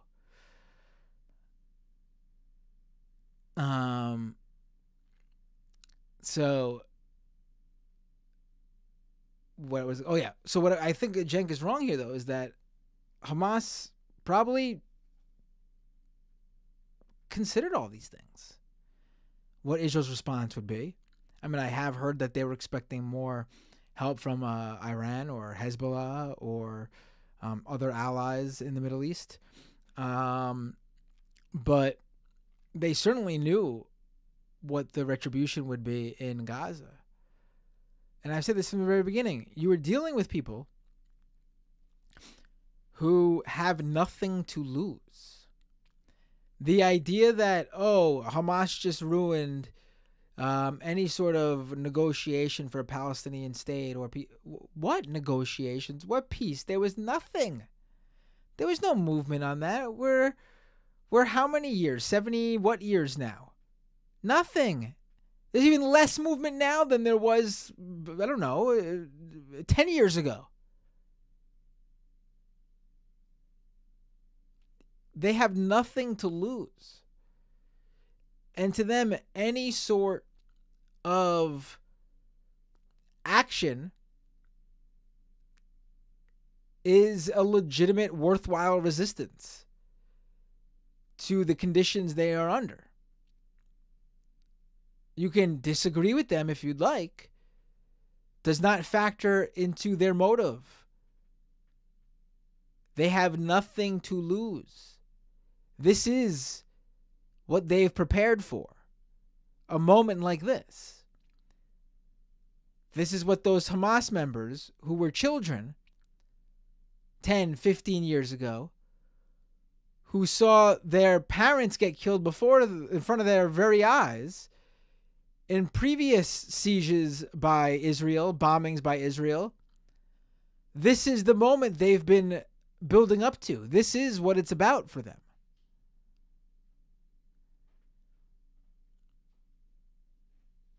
Like, you see, like, a lot of people seem to, like, this is the problem with comparing Hamas to ISIS or Al-Qaeda or whatever. It's simply not equatable.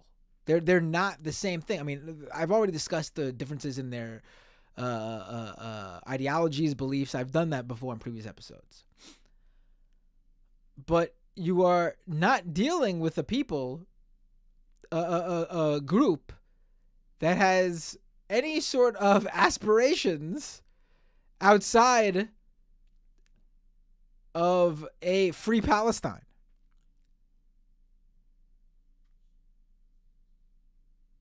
This is it to them. This is everything to them because they are living under these conditions. So yeah, they and also the idea what they did, they didn't blow up anything in terms of peace negotiations and before I get called a truther or something. I'm talking about peace negotiations, two-state solution negotiations, a Palestinian state. There's been no movement on that. October 7th did a lot of things. Ruining any chance for a Palestinian state or destroying any movement towards that is not one of them.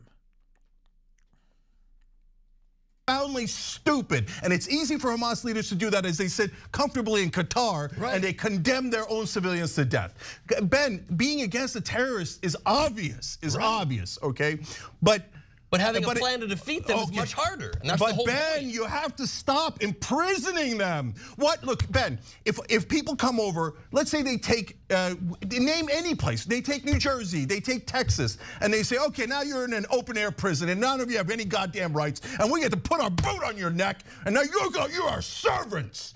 You're subhuman. Now you sit there, Texas, and take it. And if any of you ever fight back, you're all goddamn terrorists in Texas. What do you think Texas would do? Texas would blow up, those Texas citizens would blow up every goddamn occupier, and you know it. They would murder every occupier, and you know it. How much patience can the Palestinians have? They're sitting there in the West Bank doing nothing. They've been perfectly peaceful. And what did they get for the peace, man? What did they get for the peace? All they got was occupation. 56 years of occupation. They've been offered peace 6 times. So when you Damaging. That was a little bit too emotional. I think I think you get your points across a little bit better if you're not going bonkers there. But it was a good moment in terms of great points. Honestly, I mean it's a version of what I was arguing. What do they've got nothing to lose and everything to gain. Even the fact that people are now paying attention to what's happening there is a gain for them.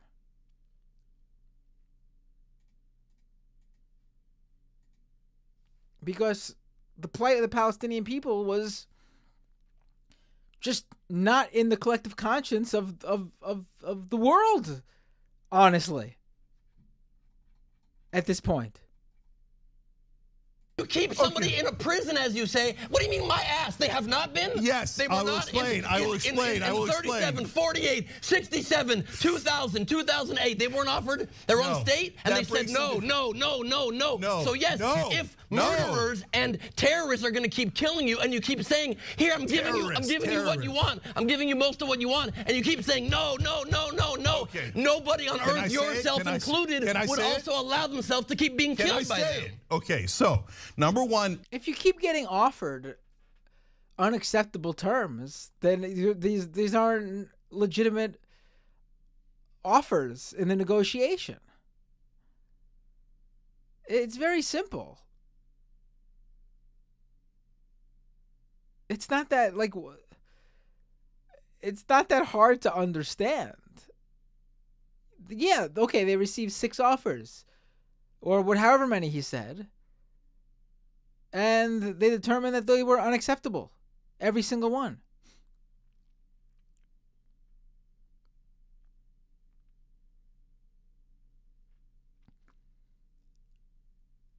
I mean, what do you want?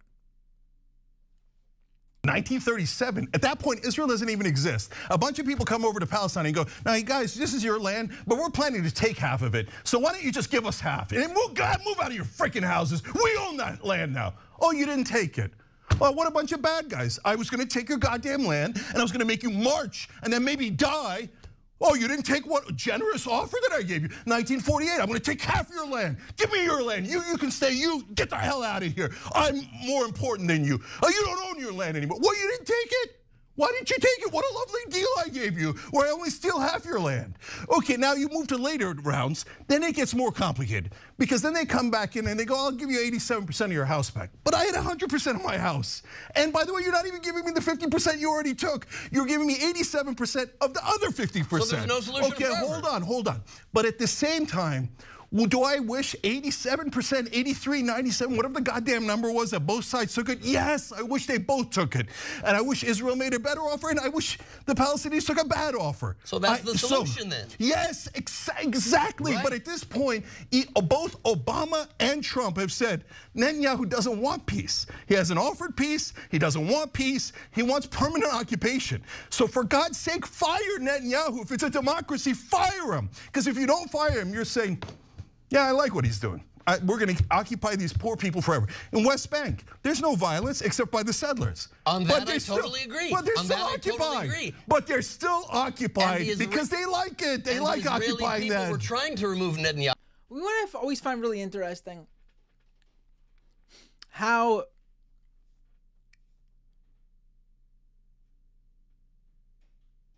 the individuals like Ben Glebe who defend Israel always seem to be okay with admitting that things aren't good in the West Bank, where the Palestinians actually have a little more autonomy than they do in Gaza. But then they act like in Gaza everything was peachy and hunky-dory. There was no issues in Gaza. Hey, blockade isn't as bad as the occupation in West Bank. When, for as long as I have been old enough to understand what's going on here, which now is, geez, I'm 37 now. What? Probably got involved in this issue in the trying to first understand this issue in the late 90s when I was in like high school, junior high school. Now, Gaza would be set up in, Israel would abandon Gaza and give it to Palestinians in the Gaza Strip in, 2005, right? For as long as I can remember, since 2005, it always has seemed to me like the Palestinians in Gaza have it much harder. So I always find it weird that they're okay with admitting that things aren't great in the West Bank, but in Gaza, it's like, yeah, everything's fine there. It's very, very weird.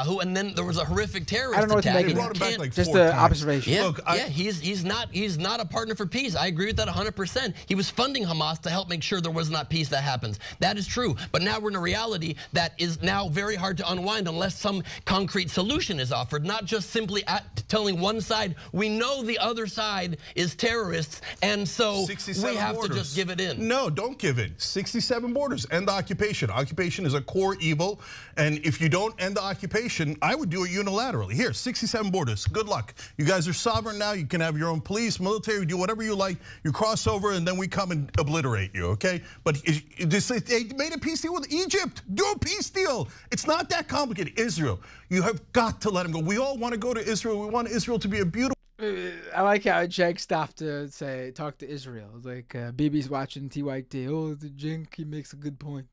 Gonna go to going to go to the right wing, the further right wing cabinet members. Like Ben, I'm gonna go Ben. I was listening to TYT and Cenk made a great point. You see, I'm gonna. It was pretty funny. I thought that was funny. Safe place filled with loving people, which it is.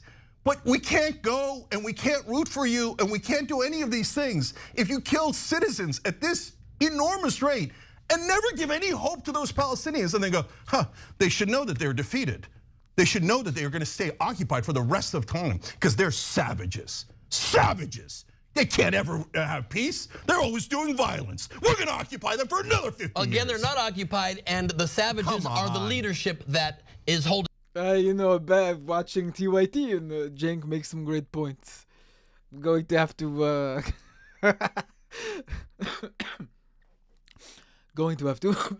excuse me. The BB voice wasn't very good for my throat.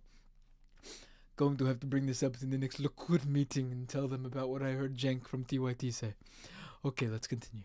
Them hostage, the Palestinian But you know what? hostage. Israeli leadership are also savages. And at this point, they've been 7 times as savage as Hamas, which if I'm an Israeli citizen, I'm sickened by that fact. The numbers are horrible and it's in self-defense, and you know that's a difference. You know that's a big difference. Yeah. There was so much more to this story. We don't have time to get to it now, but I'll just briefly summarize. As a reminder, not just are the leadership of the Palestinian people in Gaza, the terrorist organization Hamas, they are backed by one of America's enemies, Iran, and they just again celebrated annually as they do the other day the 1979 taking of Americans hostage at the US Embassy, and there were the chants, death to America, death to Israel, by the people that sponsor the suicide attackers and the terrorists in the Palestinian territories, paid for by Iran. And who was speaking at that rally was one of the leaders of Hamas, the envoy of Hamas to Iran in his official office and official capacity. And those are the people that are funding, that people are siding with and acting as though just tell Israel to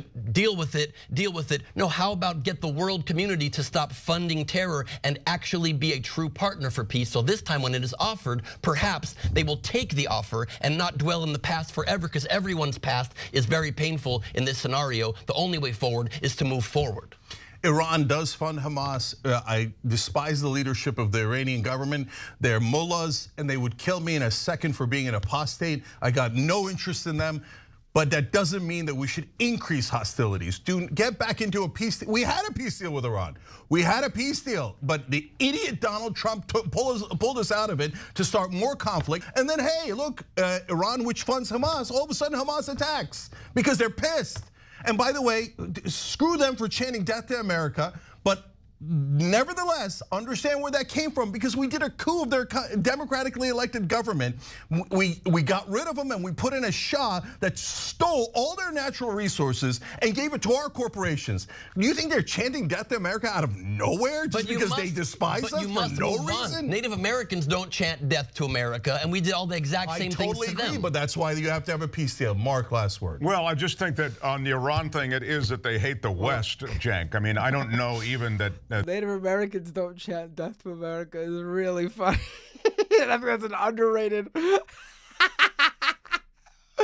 Oh my God, that was. I mean, they did. They just used different words, and I think I also think that America takes that too much to heart. When those chants are, who cares? Who cares if people are chanting death to America? Really, who gives a shit? Who cares? Who cares?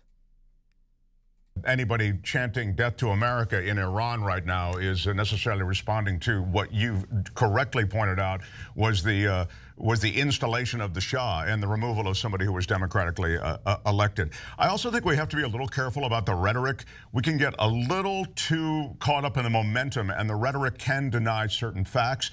And even I noticed when you guys going back and forth, all of a sudden we're starting to say things. I know I'm not saying that they're indefensible, but I'm saying some of the rhetoric is a contagion. And before you know it, I'm seeing it on college campuses, and I'm seeing the rise of anti-Semitism and of an anti-Muslim sentiment that I think is response to a lot of the rhetoric that's around right now. Those are sort of some general comments, but wow, it's an ugly situation every which way. Guys, huge emotions here, as you can tell, and different perspectives. I like how he just sort of wrapped it up with his.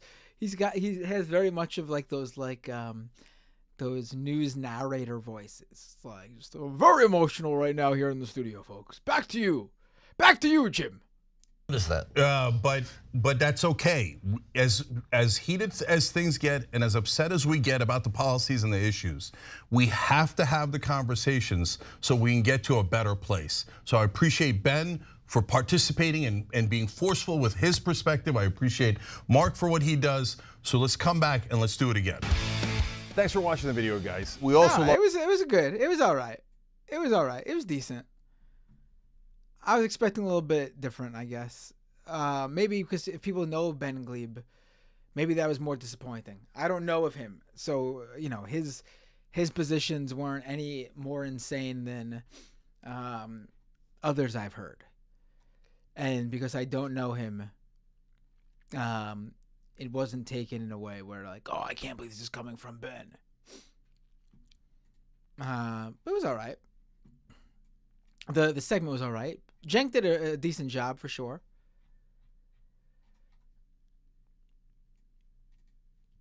All right, I'll open the phones for a little bit. We'll take a couple calls. Feel free to call in on Skype. Search Doomed Live. Talk about anything and everything. Doesn't have to be what we just watched. Doesn't have to be the topics of the day. Could be.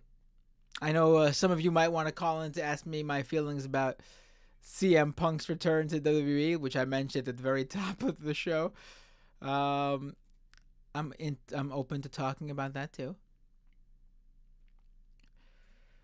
Search Doomed Live on Skype. Excuse me.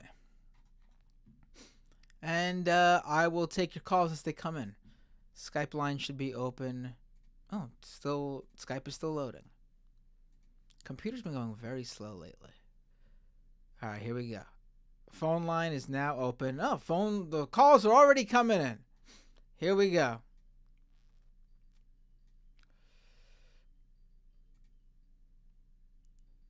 Hey, what's your name? Where are you calling from? From the UK. Hey, Anne from the UK. How are you? Okay-ish, I guess. I wanted to thank you for being even-handed with your mods and mispronouncing both Charlie and my usernames. Oh, consistently.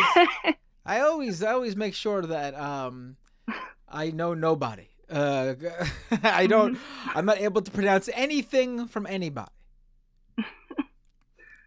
I'm an equal opportunist right there. Mm-hmm. But yeah, otherwise, mainly quick, cool, unless people want me to discuss random UK things. I was mainly going to mention some stuff in the actual chat for you to look at that you haven't looked at yet. What's going on? What's going on in the UK? Give us a little update, maybe like a short, condensed version of what's going on. Well, we just had the Rwanda thing of, like, for ages we've had Tories trying to push for Rwanda or push for sending asylum seekers to Rwanda, and our, like, Supreme Court equivalent has said that that is against international law that we agree to. And oddly enough, the Tories are once again threatening pulling out of the European Court of Human Rights as a result. We've also by the way, apparently Tony also says you mispronounce her name as well. How do I mispronounce Tony's name? I don't know. Tony from Texas. How could I possibly mess that up? I wouldn't know in the slightest. But maybe it's Tani from Texas. Maybe that's where I'm. It's Tani. I have no idea. But yeah, our equivalent, like our high courts, basically said that that's unlawful, so they're blocking that.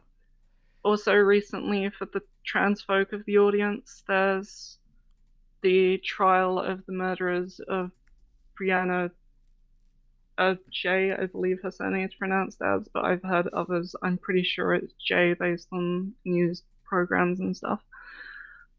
But that's been happening the last few days, and that's been a very depressing read if anyone wants to read the murderous rantings of two teenagers, I guess.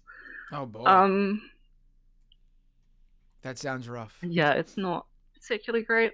UK, both biggest parties have been pretty bad on Israel stuff, because Labour's obviously pretty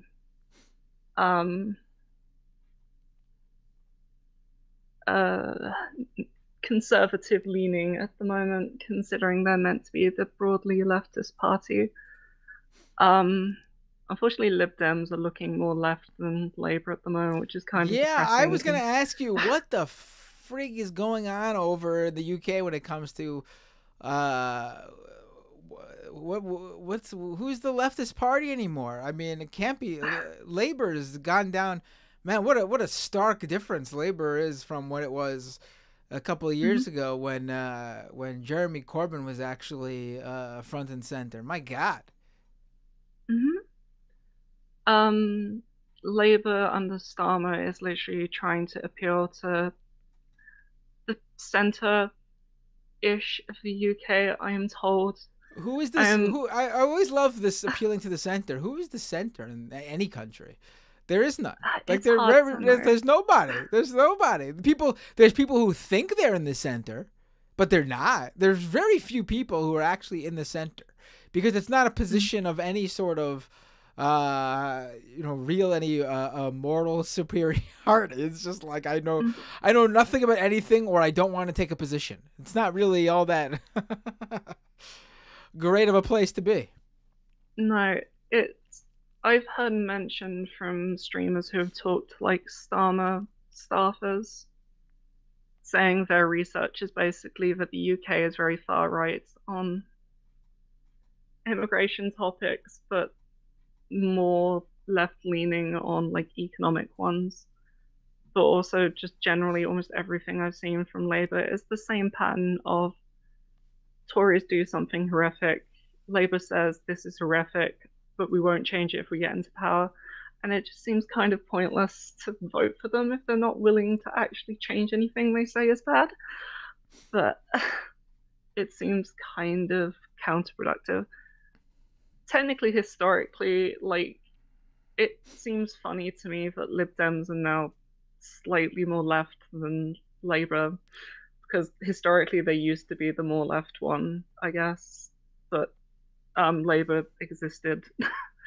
But it's not been particularly great for UK politicsy stuff. Other than that, I did a 4K resolution countdown timer in a doomed font for you to use should you wish to use. Wait, what? Say this again?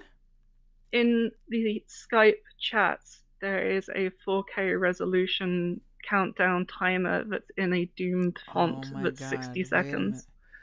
Let me check. I don't know if Skype kept it in 4K, but I made it in 4K. Not that you broadcast in 4K anyway. Oh wow, that looks really good. I like that. Thank you. Oh, I like that. I like the badge that you made. Yeah, I was kind of just messing around with trying to make your logo in 3D, and then I thought it looked kind of interesting, and I thought it would actually make an interesting badge. No, please. I really like it. If you can, if you want to do that, that's great. But yeah, I made like a countdown timer, and then I made a high-res version of your like splash screen as well, just to like make sure that it matched up color-wise, just in case. I see it. I see it. I see it. I love it. I gotta go back in my Skype chat and grab all the stuff you dropped in there, and start deploying it. It's really good. I do send you way too much. Oh yeah. Also, I was no, saying, you sent me exactly the right amount. I was gonna ask like what things you actually want in terms of like stream overlay stuff. Because like what would be good would be one for a chat box, I guess. I guess I should do the thing that all streamers do and have the chat show up on screen. I've never really done that. But then actually the main thing I really need actually is a nice overlay for when I have a guest on, which basically will make us look good. Like, you know, I think that's probably the one thing that I need the most. An overlay for when a guest is on, with two boxes, one for me, one for the guest.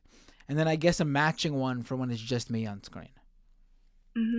I was tempted to do little name tags, and I did go for a few ideas in my head. The one issue about the name tags is that I don't know if I would be able to prepare the names on screen in advance. Yeah, that was part of the issue for me, was thinking of I could produce a couple of things.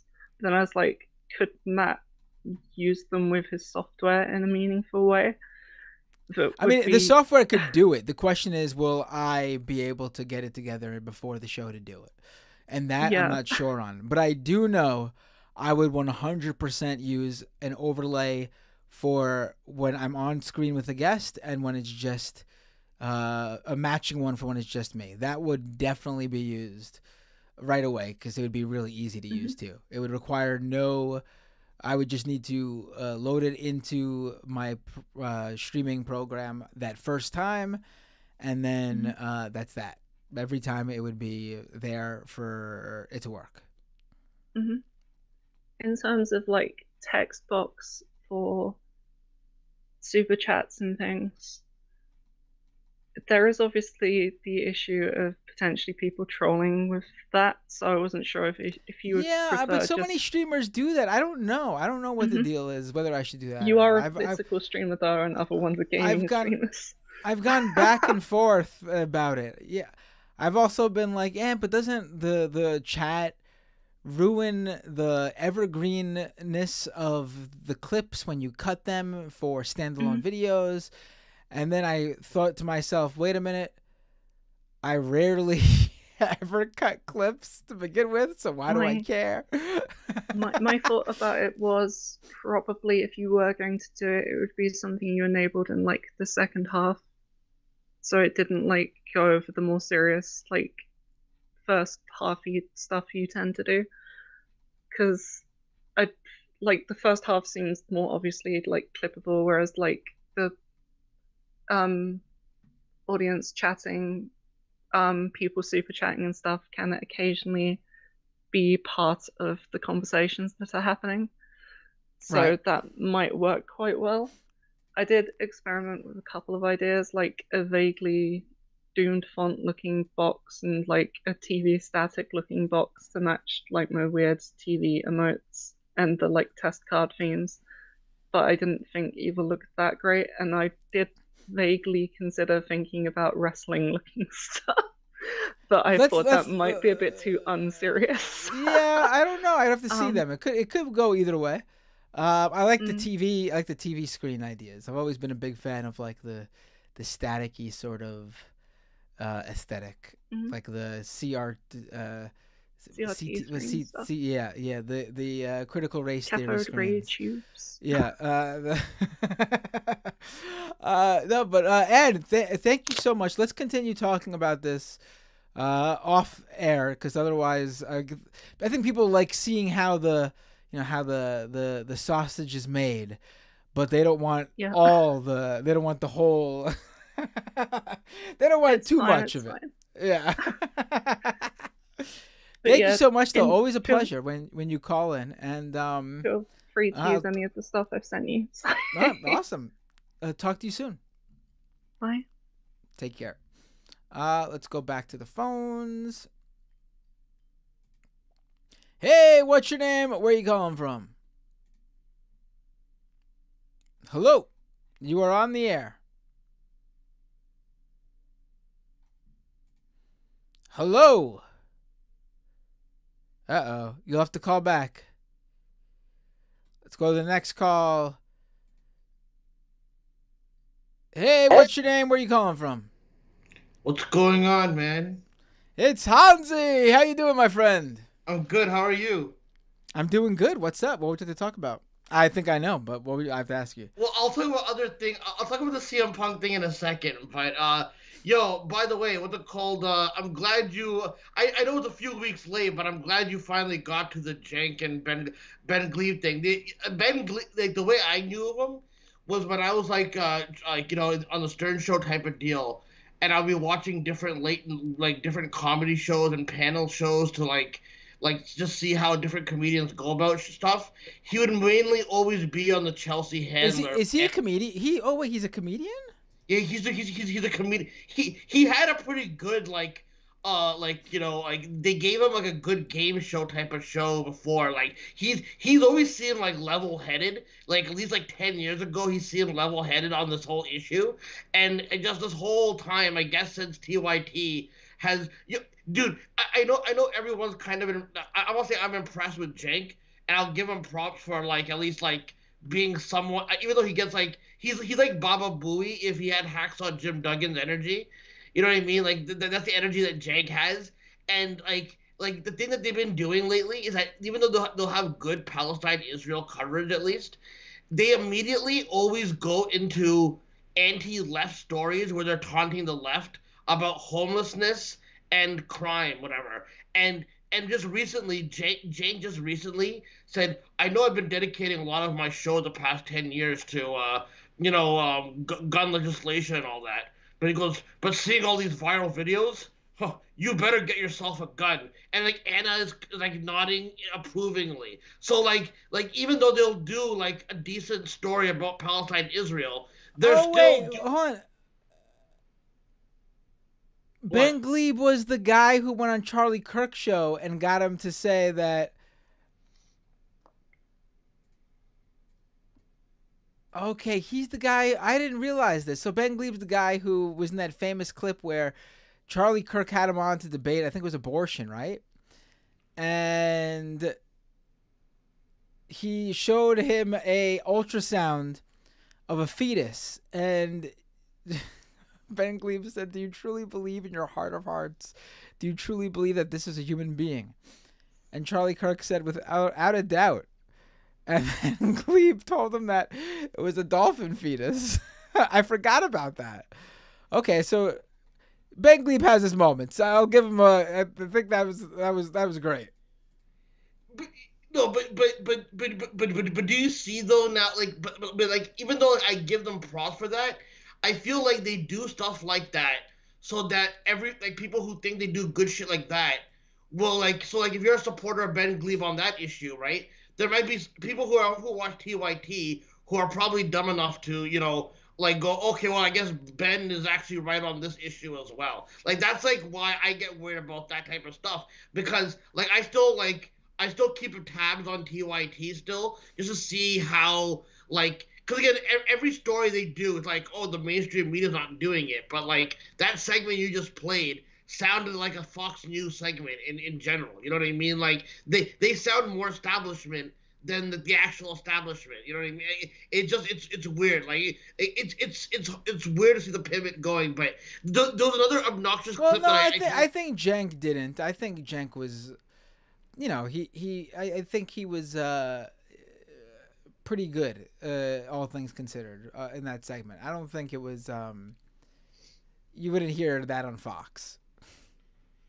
Okay, not Fox, but like, you know, but what I mean is like a lot of their other coverage on other stuff is like it is Fox light. You know what I mean? Like it really is like even just a story right now that what story did she do? She did a story about how Robert De Niro is like complaining because his anti-Trump stuff was edited out of the speech, and then Anna Conspiracy starts going, but the left, you know, they wanted to ban the N-word in books, and no one ever talks about that. It's like, yeah, no one's ever talked about what they're called the left wanting to censor or any of that stuff. You know what I mean? It's like every framing from the other stories they do has to be an anti-left tinge where they generalize. You know what I mean? That's the part that I worry about, because like the thing is like, okay, fine, cool, you're doing good coverage of Palestine, Israel, but when you start seamlessly going into right-wing framing of different stories, and like, you know, to be anti-homeless and like, you know, do anti-blackness and all that kind of stuff, I think that is dangerous. That is dangerous because when they're tend to be a news organization that's like, oh, I'm more credible than mainstream media, then it's like it's based, to put it back into the CM Punk category. Like CM Punk to me, like I'm a fan of the guy, and I know you're a fan, so I gotta watch my work. I don't want to offend you, because you know what I mean. Well, why don't you ask me? Why don't you ask me what I think? You know, why don't you ask me what I think about him being back in the WWE? You don't know what I'm gonna say. No, okay, no. I think, okay, if I'm looking at I look at the stuff in the grand view, right? And I'm hoping that, like, because WWE has been a menace to society for so long, that I'm hoping that, like, beneath the surface, like, CM Punk and Cody Rhodes are actually gonna tear WWE from inside. Like, you know what I mean? Because I personally believe. Well, Vince isn't in charge anymore. Vince has already done it. Vince has already teared the WWE from inside. He's sold the company. It's not. Well, it's not a family business anymore. Well, I mean, like, you know, maybe poisoning with backstage politics. Me personally, though, bro, listen. That promo he cut on Raw was one of the most disingenuous promos I've ever heard from a guy in my fucking life. I couldn't believe that whole I'm home. But I'm guessing it's going to lead to him. Like, I'm looking forward to the promos between him and Seth Rollins. But let me ask you a question, because everyone thinks that I think it's a money match with him and Roman, obviously. That should be SummerSlam. But for if he's going to Seth Rollins at Royal Rumble, for WrestleMania, the only way I could see him main eventing maybe one night at WrestleMania, if it's him versus Stone Cold Steve Austin. I would like to see that. Yes, I would say how I would book. Well, first of all, ask me what I think about CM Punk being back. What do you think about CM Punk being back? I love it. I love it. I knew you were gonna do that, man. I knew it, man. It was booked so well. I think CM Punk looked a little bit. I don't know what his what went into his clothing choice. He's usually looking a lot more. I will say this though, it's very weird. He's looking like, in the few months we haven't seen him, he's looking like he did when he was last in the WWE again. Like when he was in AEW, he looked like he did when he was in UFC for those two fights. a lot thinner, not like his normal self that we were familiar with. And then he shows up at WWE and he's looking like his WWE self again. I thought it was very weird. Have you noticed that? Have you noticed, like in AEW, he looked thin and skinny, and now he's looking like he's buff all over again. See, that's why I always say that maybe some of these guys have Illuminati clones, like, you know, stored away or something like that. I don't know, but no. Listen, man. I'm interested in where it goes. You know, me personally, it's ironic because the issues in AEW, it happened because of Colt Cabana. And now he's back in the company that caused the issues with him and Colt Cabana. And same doctor. It is really. And the same doctor's working there. It is really funny that CM Punk worked things out with WWE before he did with Colt Cabana, his former best friend. That's really weird. I will say that. Yes, that is one of the interesting bits to this whole saga for sure. I've already. Did you see the viral clip of Seth Rollins like flipping him off and all that shit? I did. I don't know what to make of that. I mean, I heard it was all obviously part of the show, but I don't know what to make of where they're going with it. Are they just going to start a feud with Seth Rollins right away? I mean, that could be interesting. I think. The thing is, they have no pay-per-views until January, at least for the main. That's roster. good. It gives them a lot of. It gives them. Is there a December pay-per-view? December pay-per-view is for NXT only, but like as far as WWE, for the last few years they have no pay-per-views in December, and so like they've had long stretches. So I do think that as it gets closer to Royal Rumble, that should be Punk's Royal Rumble opponent. But like, what would be great is that they continue to book things how they were going to. We get Cody versus Roman Part 2. Cody beats Roman Reigns, becomes world champion. Next night on Raw, CM Punk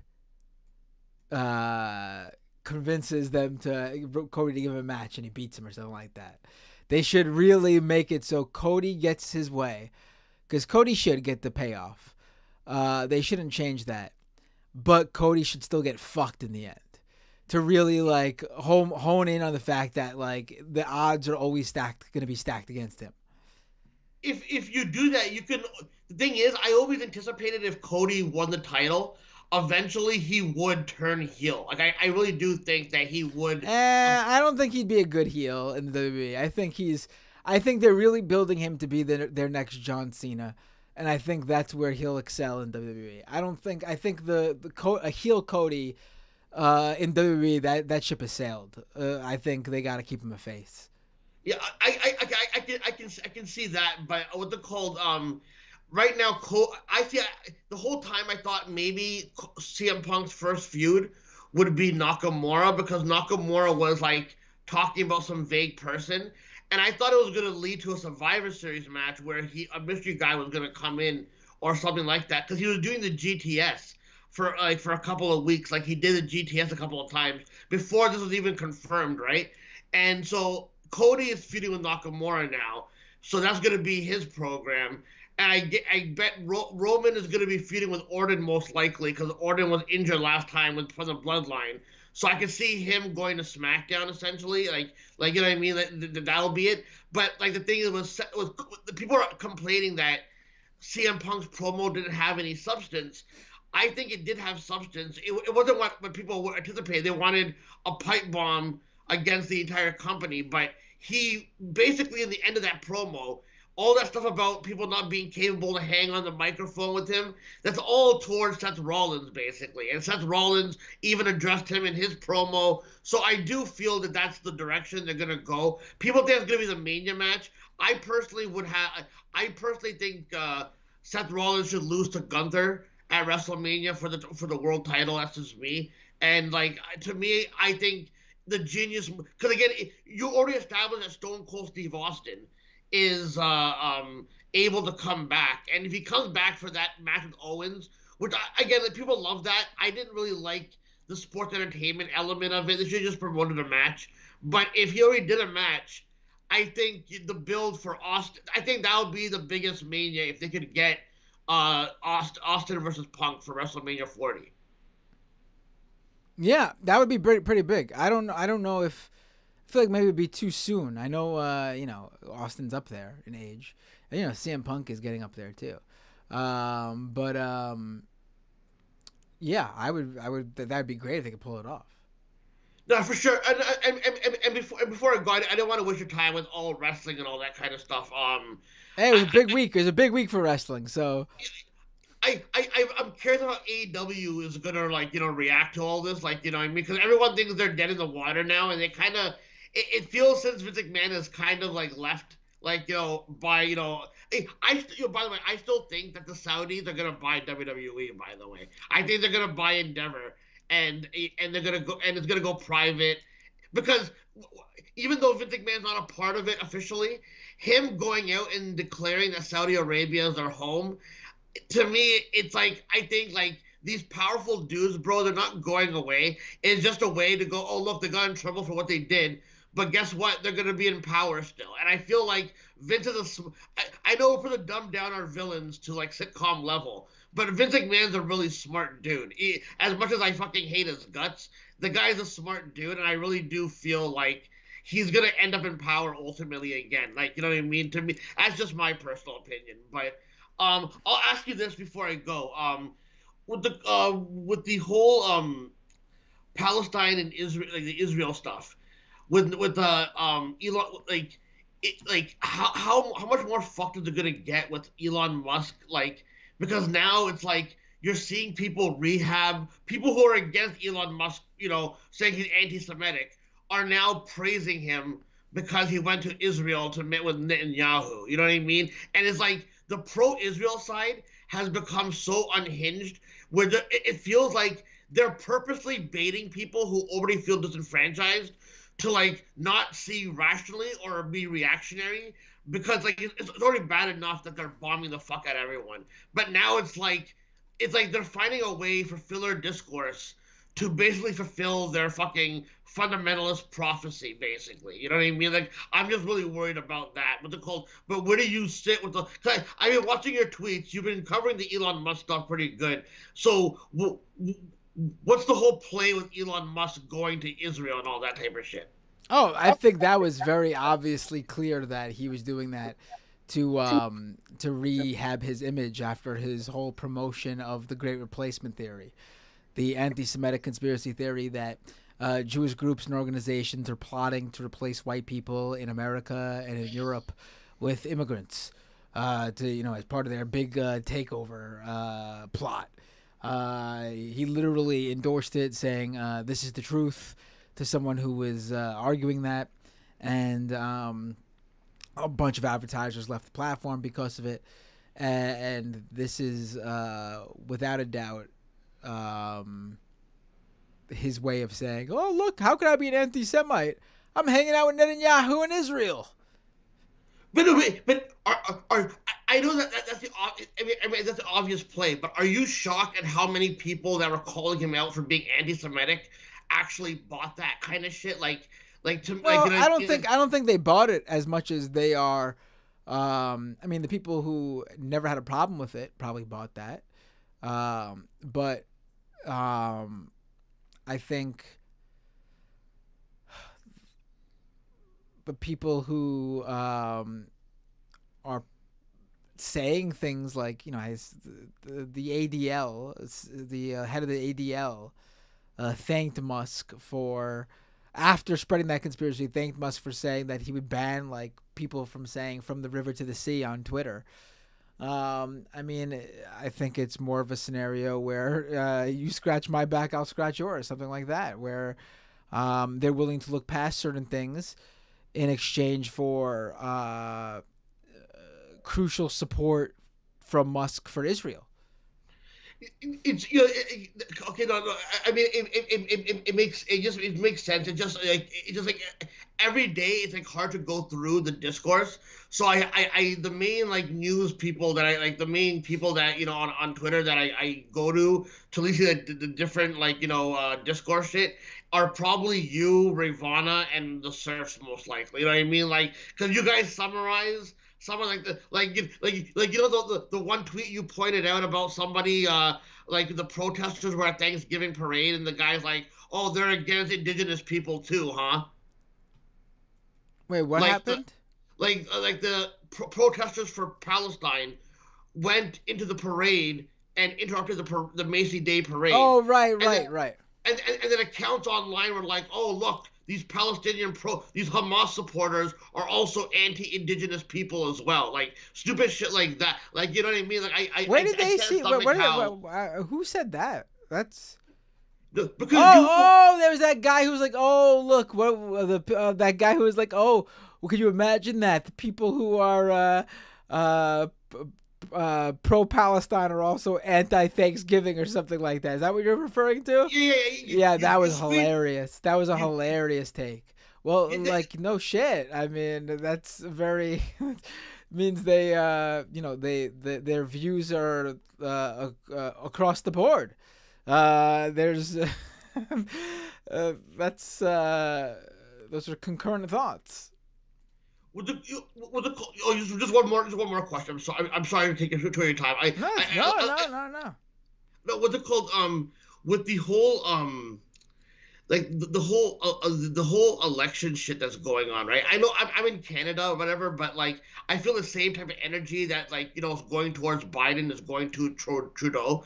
Like, is it the thing is like I know I incorporate wrestling a lot, right? But like my worry is that people actually think, and I'm not saying that it's not defending Biden. I'm not saying go vote for Biden or vote for Trudeau. If you don't want to vote for anyone, you don't have to. But what I hate about this whole thing is that it feels like if I buy into my narrative that like presidents are like world champions, and like the right-wing billionaires are right-wing, like the Vince McMahons of the world is going to get their way of what the narrative is. I am worried that people like buy into the narrative of like, oh, they want me to actually vote for Biden. I actually don't believe they want you to vote for Biden. They're being this obvious about it. I think they want everyone to be so disillusioned that they end up voting for, like, ultimately, like I feel like the establishment wants Trump to win. They cover him way too much. Well, what do you mean by establishment? Like the people that they say that are against Trump, like I don't actually believe they're actually against Trump when they're always like who? Like acting like, oh, like once in a while, if something gets too out of control, they'd be like, are you saying like Kamala Harris? You're saying like Kamala Harris is a secret Trump supporter? Well, no, not so much. I mean, the people, the right wing fundamentalists that run. Oh, they all love him. Yeah, any one of them who are pretending they don't like him, bullshit artist. But see, because that's the one thing that worries me, right? Like it's not bad enough. But those people aren't necessarily the establishment. It depends exactly who we're talking about. I mean, if they're right-wing billionaires, then I find them part of the establishment. You know what I mean? Like you know what I mean? Like you control stuff that goes on online. I feel like people don't think that online is like the establishment, but I do think if like funded people like Glenn Greenwald and Matt Taibbi are like pumping out propaganda, that's where the establishment is, especially when you're like praising Tucker Carlson all the time and they're not questioning him whatsoever. So, and they're like, well, I'm not mainstream media, so my take on Tucker Carlson means that, I'm 100% right. Like, is that kind of narrative when people think that because the mainstream media is so and I'm not saying you should just go, oh, the mainstream media is good, vote for Biden and all that type of stuff. I'm saying that like they purposely are like gaslighting everybody because they want this world to implode into a fascist fucking takeover, and that's what I'm worried about. You know what I mean? Like I'm worried about it because I struggle to find where I'm going to be in this world in the future if we're going toward a fascist takeover. I wouldn't be a good sellout. You know what I mean? Like I would be a horrible person who I don't want to enable fascism. You know what I mean? That's why it's hard, even in the entertainment world, because so many people are going into the edgelord regression. Like they think it's like rebooting everything. You know what I mean? And I just feel like we're headed towards a bad fucking place, no matter who the president is, or whoever the prime minister is in my case, because I feel like with Argentina and the stuff that's going on in Dublin right now, it feels like there's an overturn in an overall sense that the world is going embracing more of a fascist fucking idea. Like just by the whole Argentina guy, people will just say, oh, look at this thing. He's a libertarian. He's a libertarian. Can you believe a libertarian actually won the presidency? And it's like, what is from the time it was pretty shocking. For the time that I've been following politics, libertarian just seems to be a cool Republican, basically. I never understood. I think you're putting a little bit too much in cool Republican. Not so cool. I mean, like 10 years ago, they would seem like they're more social, accepting about things, but then they would be amplifying Republican things. So I've never known what a real libertarian is. I don't even know what a real libertarian is because they all just seem like Republicans to me. You know what I mean? Like that's what I don't understand. So this guy is clearly a fascist dude. So the fact that they're parading him around as like, oh, we're gonna celebrate this because it's supposedly a libertarian, it's like it's really, really scary because I feel like people are gonna be falling for these kind of labels, and I just think that people are disguising themselves in that regard. You know what I mean? Right. Yeah. Yeah. I'm sorry for cutting the conversation really dry like that, man. I'm all over the map, but I just wanted to come in and say what up to you, bro. I had to come talk to you about the CM Punk stuff, but I wanted to like kind of pick your brain about other things. But I've been in the chat room the whole night, and I've been enjoying chatting with your fan base, bro. Your fan base is one of the best fan bases on the planet. I feel like everyone's peaceful and they're all about like cracking jokes and all that kind of shit. So I'll be in the chat room, bro. But thank you for letting me on with the cold. We'll probably talk more as the CM Punk stuff trend continues on, basically, because I'm sure there will be a moment that everyone's gonna be talking about pretty soon. We'll see how long it lasts, right? People say it won't last until like WrestleMania even, and that would be even more hilarious if it didn't last through WrestleMania, but we'll see what ends up happening. Yep. All right, take it easy, bro. All right, take care, Hansi. Always a pleasure. Always love when Hansi calls. We will absolutely see what happens with CM Punk. Hey, what's your name? Where are you calling from? Hello, Matt. Hi, who's this?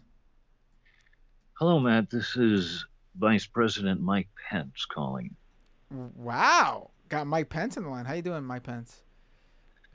How you doing, Mike Pence? We haven't had a chance to speak since my withdrawal from the presidential race. I just wanted to get you caught up on what my plans for the future are for this great country. Go ahead. Took you long enough, but yes. I had to think if I wanted to hear what your plans are, but go ahead. Well, I'm currently writing a book that will reflect on the events that took place on January 6th, the small disturbance in Washington, D.C. that we experienced. Do tell. Tell me more about it. I'm going to be calling the book "If I Did It." Interesting name for the book. Have you?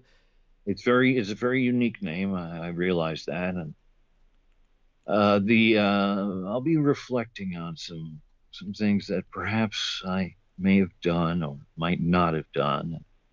Which punctuation I used when I said, I can't overturn the election for you, my dear friend, our former president, who made America great again and will once again, I believe. But this go around just wasn't my time. I spoke with Mother and I reflected, took time with the Lord, and figured that this is just not my time. We'll have a much more exciting campaign in 2028, and we'll be focused on godly things and bringing religion back to America. So we have a Judeo-Christian foundation of governance on which to function, provide for the American people. Well, I can't. Your talk right now. It's making me think. How did you not catch on fire during the Republican primaries. I mean, you are just. Our candidates were exciting. I was very proud of them, and our rallies were attended by literally several people, and I think the excitement just wasn't there this time around. So Mother and I will be. I don't know. I hear the excitement in your voice, and how did you not catch on with the people? I mean, look at you. You're raring to go. It sounds like you should have. I don't get it. I think it's just the fake media up to their old tricks of providing godless coverage to the heathens of America who don't realize just how good they have it here, you know. And how, do you think that maybe there's more heathens in general, though, in the country than there are men and women of God, and that would probably be a big problem to your for your aspirations in any which way? Seeing that we have Speaker Johnson now, and his vibrant oratory that really inspires Americans, I think, whenever he speaks. And he'll be leading us in a much more biblical direction as an American country. And I think we can all agree that will be a good thing for everyone. Yeah, I mean... especially us Christians. Yeah. So can I ask you a question? Did you you're familiar with the story that's been going around today about how you apparently had written a note or a memo or had discussion, I can't remember what exactly it was, or discussions with people close to you where you were considering not even attending the election certification in January on January 6, 2021, because you didn't want to hurt any of your friends' feelings, their fifis. Wild rumors and speculations. Things. No, you were pretty. Oh, I think you wrote about it in your book too. I think, or something like that. It came. You're not denying it. Last I heard. I'll have to get back to you on that one, Matt. But I think the more important thing is that we return the country to a more sane, level temperature. I think, and Donald Trump is the one man I think who can really bring this country together at this critical hour when the country is really falling apart, I believe. What did you say? Say that again. Well, I think that Donald Trump would be a fine president too. Really? I just needed to hear that again. Interesting. I think. I mean, I think one of the main traits of a good Christian is the ability to forgive. And when it comes to things, do you think Donald Trump's a good Christian? Absolutely. He's expressed to me many times his deep faith in really? the Lord. What did he? I would love to hear what he said to you about his faith. Please share. Well, I'd rather not share that. It's very personal to him. Honestly, I don't think he'd give a fuck. Oh, excuse me. The language in front of a former vice president, especially one of your religious beliefs. I apologize for cussing on the air. I forgive you, Matt, and the Lord forgives you as well. Does the Lord forgive me? Yes, he does. I speak to him often, and I'm deep in prayer. I often receive many messages from the Lord. Really? Like what? He tells me that he's forgiven you of you. Oh, he just told you now as we were talking? He butted into our conversation? Well, how rude of the Lord.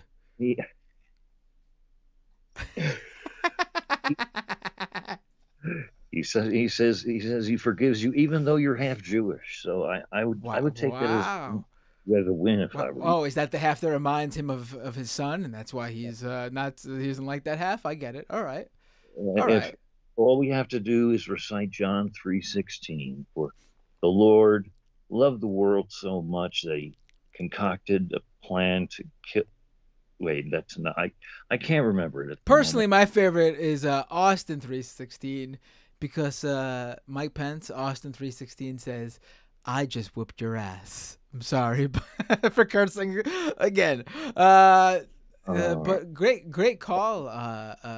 Thank you for calling in, Mr. Pence. I appreciate it. How's Mother doing? Mother is doing well. She's decided to open a bakery, and she'll be selling many straight cakes and straight cookies and Straight cakes? Well, What are straight cakes and straight cookies? well, they're certainly not gay cookies or gay wedding cakes. What's a gay cookie, though? What is a gay cookie? Well, Matt, I don't think we have to go into this. This is certainly not something. Then what is a straight cookie? What is a straight cookie? Someone as smart and as intelligent as you, I don't think that we really need to get into this. But Mother's very excited about her business venture, and I've never ever bitten into a cookie and thought to myself, well, this is clearly a queer cookie. I've never happened to. What is a gay cookie? What is a straight cookie? Perhaps you just haven't experienced several facets of life, and I you expand. Definitely have not. Matt, I think you need to. But let me say, God bless you, Matt, and thank you. You have a wonderful night. You have a wonderful audience, by the way. I've been secretly hiding in your chat room, and they're all wonderful, God-believing, blessed people in there. Oh, thank you. I Matt. appreciate it. I don't think you're too familiar with the chat, if that was your take, but they'll appreciate it. Have a great night, Mr. Pence. It's a pleasure to hear from you. Have a good night. Take care. I love it. That was great. That was really good. I'll take. Oh my God, I'm yawning. I'll take one or two more calls. Let's see how much time we got. Let's see how long these calls go. I'll take one or two more. Hey, what's your name? Where are you calling from? Hi, it's Charlie from Washington. How you doing, bud? Hey, Charlie from Washington. I'm doing good. How are you? I'm doing pretty good. I found out today. Can I pull you on the feed? Oh yes, please. My hair looks nice. Cool. There you go. How you doing? What are they talk about? I found out today that my 2-year-old nephew shares a birthday with Sam Seder. So now I have an adorable video of him saying "damn it" in that adorable 2-year-old voice. But I also have a video of Sam Seder on hold.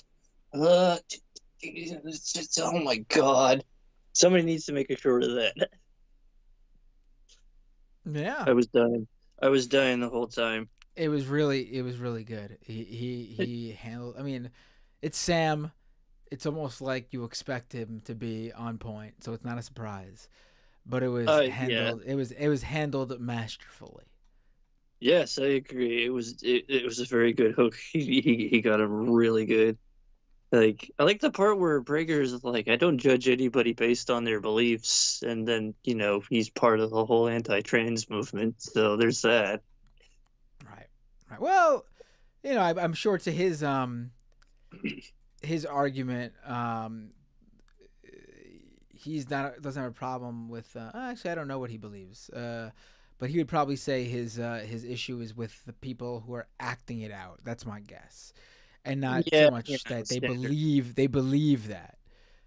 Sort of like the church's sort of like the church. No, because the church's position is actually even more moderate than most conservatives nowadays. The church is like, gay people, LGBTQ people are accepted. They should be part of the church. They can do whatever they want as long as they don't act out upon their sexual deviancy. Then they're fine. Well, there was still, I mostly there was a lot of that in the 90s when that was the last time I actually went to church. So that was a while ago. I just mostly, like, most of the Christians that I run into are super rednecky, so they're just like, they're the stereotype. But really, I guess you're where again? I am out. I'm actually in Western Washington. Oh, yeah, yeah.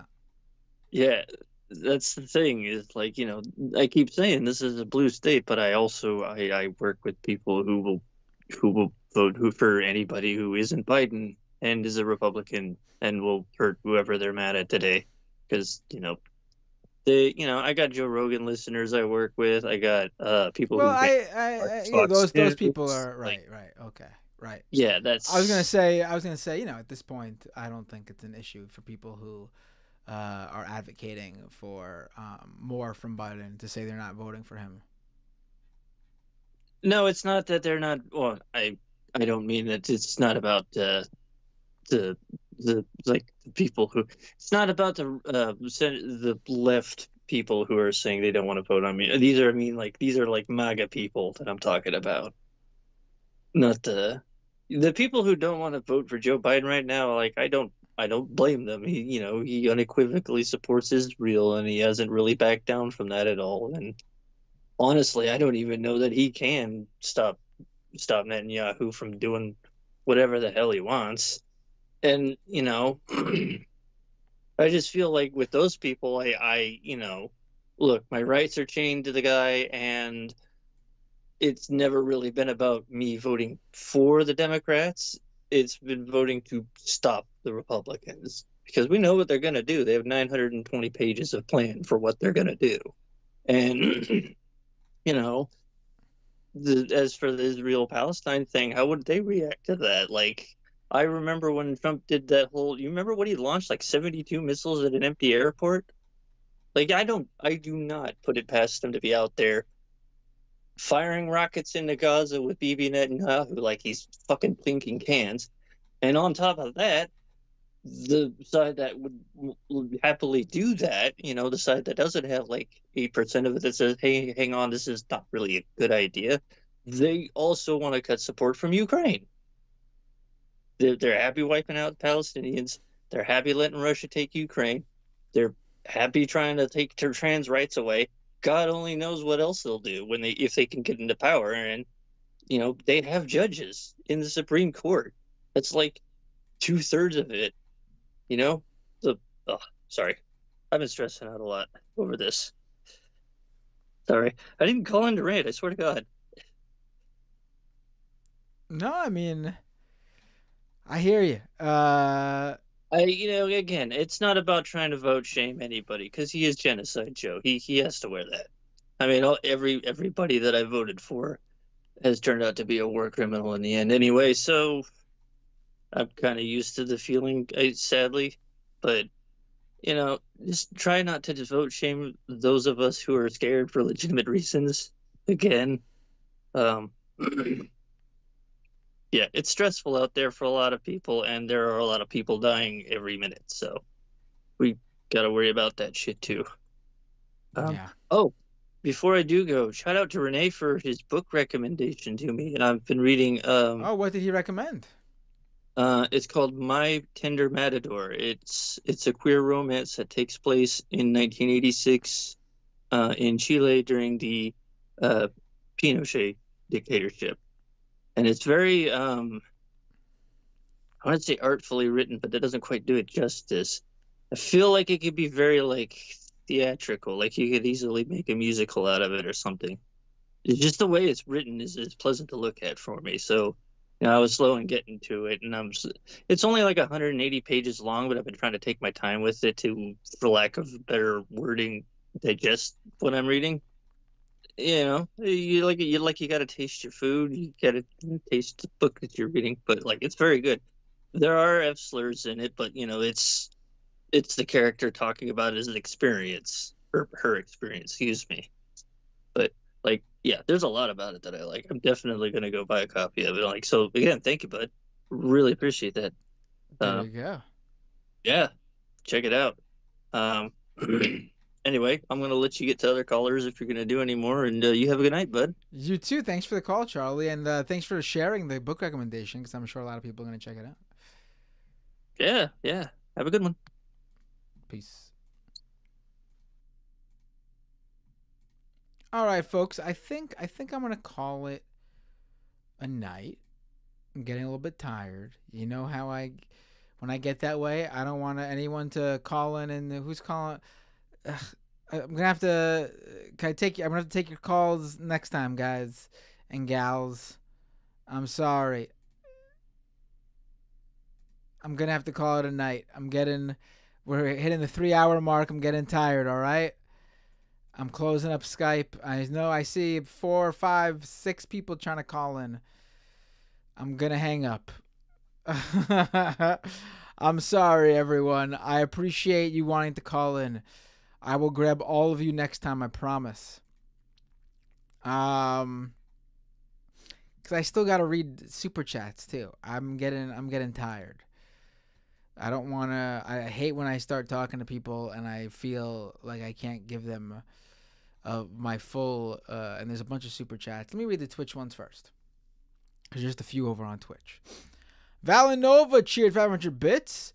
When is Bet and Pinata coming back on to talk about Argentina again? Probably not anytime soon. Nug Wrangler, resubscriber Prime, subscribe for 19 months. Thank you so much, Nug Wrangler. The Django Fett, subscribe with Prime. Thank you so much, the Django Fett. And now over on YouTube. Crew Herks with a super chat. Nothing more punk rock than leaving the underdog challenger brand to go to the establishment to make a quick buck. P.S. Hangman Page is a cool guy. Oh, you're knocking CM Punk. I'll be honest. He belongs in the WWE. That's I feel like he never felt like he was gonna be comfortable in AEW. It's funny because he probably would have never went to the WWE if it wasn't for AEW. Like, they would have never made amends if AEW didn't basically come into the picture and basically CM Punk caught the wrestling bug again by starting to wrestle with them, but realizing he didn't want to be there. He wanted to be with WWE. So AEW has its place in the story for sure. I love AEW. And, I enjoy WWE too. It is what it is. Wrestling is wrestling. Charlie DeGenema with a super chat. Only thing sexier than Seder is Seder making Prager look stupid. Bring out the folding chair. Crew Hawks with another super chat. Hope Phil apologized to Miz and gets ready to suck some blood-covered what in Saudi Arabia. LOL. Danielson and the committee made the right call. Ooh, someone really hates CM Punk. Renee with 2 super chats in a row, except for Miguel Serrano and Odinism re Uncle Addy. It's okay, Dennis. Bob can't out-argue Hugo either. Bob's Burger reference there. Crew Herks again with a super chat. Sorry, Matt. I'm just beyond ecstatic that Pepsi Phil is no longer associated with AEW. It's a more fun product without him and his influence. I will say, AEW doesn't feel as they need something big to get themselves back in the picture. I think they lost a little bit of their stature after losing Punk. And then when Punk goes to WWE, I do think it hurts. Honestly, I do. And I say this is a fan of both. Renee with a super chat. Air Drum Cedar. Renee also says, and it was written, Ron gave up his only son. Your mom with a membership super chat. Dennis Prager got a jump. All right. Dennis Prager pulled the Sam. Almost pulled the Sam. Right. Phil B with the super chat. Hey, man, send me your address so I can send you the presents I made. Oh, yes, I got to send it to you. Sorry, Phil B. I'll get that to you. Renee with another super chat. Isn't real. Oh, boy. Try again. You do better pun than that. Narrator with a $10 super chat. If Gaza is a sovereign nation, the blockade has been an act of war for over a decade. If not, the occupation state doesn't have a right to self-defense under international law. Narrator with a $5, another super chat. Dave Smith did a pretty good short breakdown of the history of the conflict on Joe Rogan. Given Rogan's audience, I really appreciated seeing that. Oh, I'll have to check that out. Renee with another super chat that the homeless just want a home like Palestine, Jenk. The Matt Mercy with a super chat. Bernie voice. I'm once again asking you to have Norman Finkelstein on, either here or on the Leftist Mafia. He's probably the most qualified historian on Israel-Palestine. I would love to talk with Norman Finkelstein. I think he is great on this issue. I know there are other things he's not so great on. but he really is an expert on this. Yes. And I think that's it. Who should I raid over on Twitch? And again, sorry to those callers. I promise I'll grab you next time. I don't like getting to that point where I feel like I'm not giving my callers my all, and it bothers me. And I try, and I'm losing it. You could probably tell I'm looking tired. Who should I raid over on Twitch?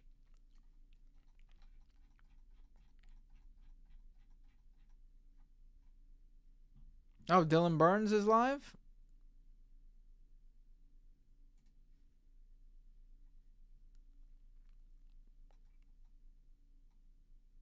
Yeah, I'll raid Dylan Burns, obviously.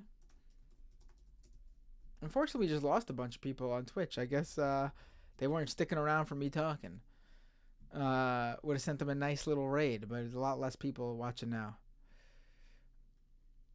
All right, let me get that raid started.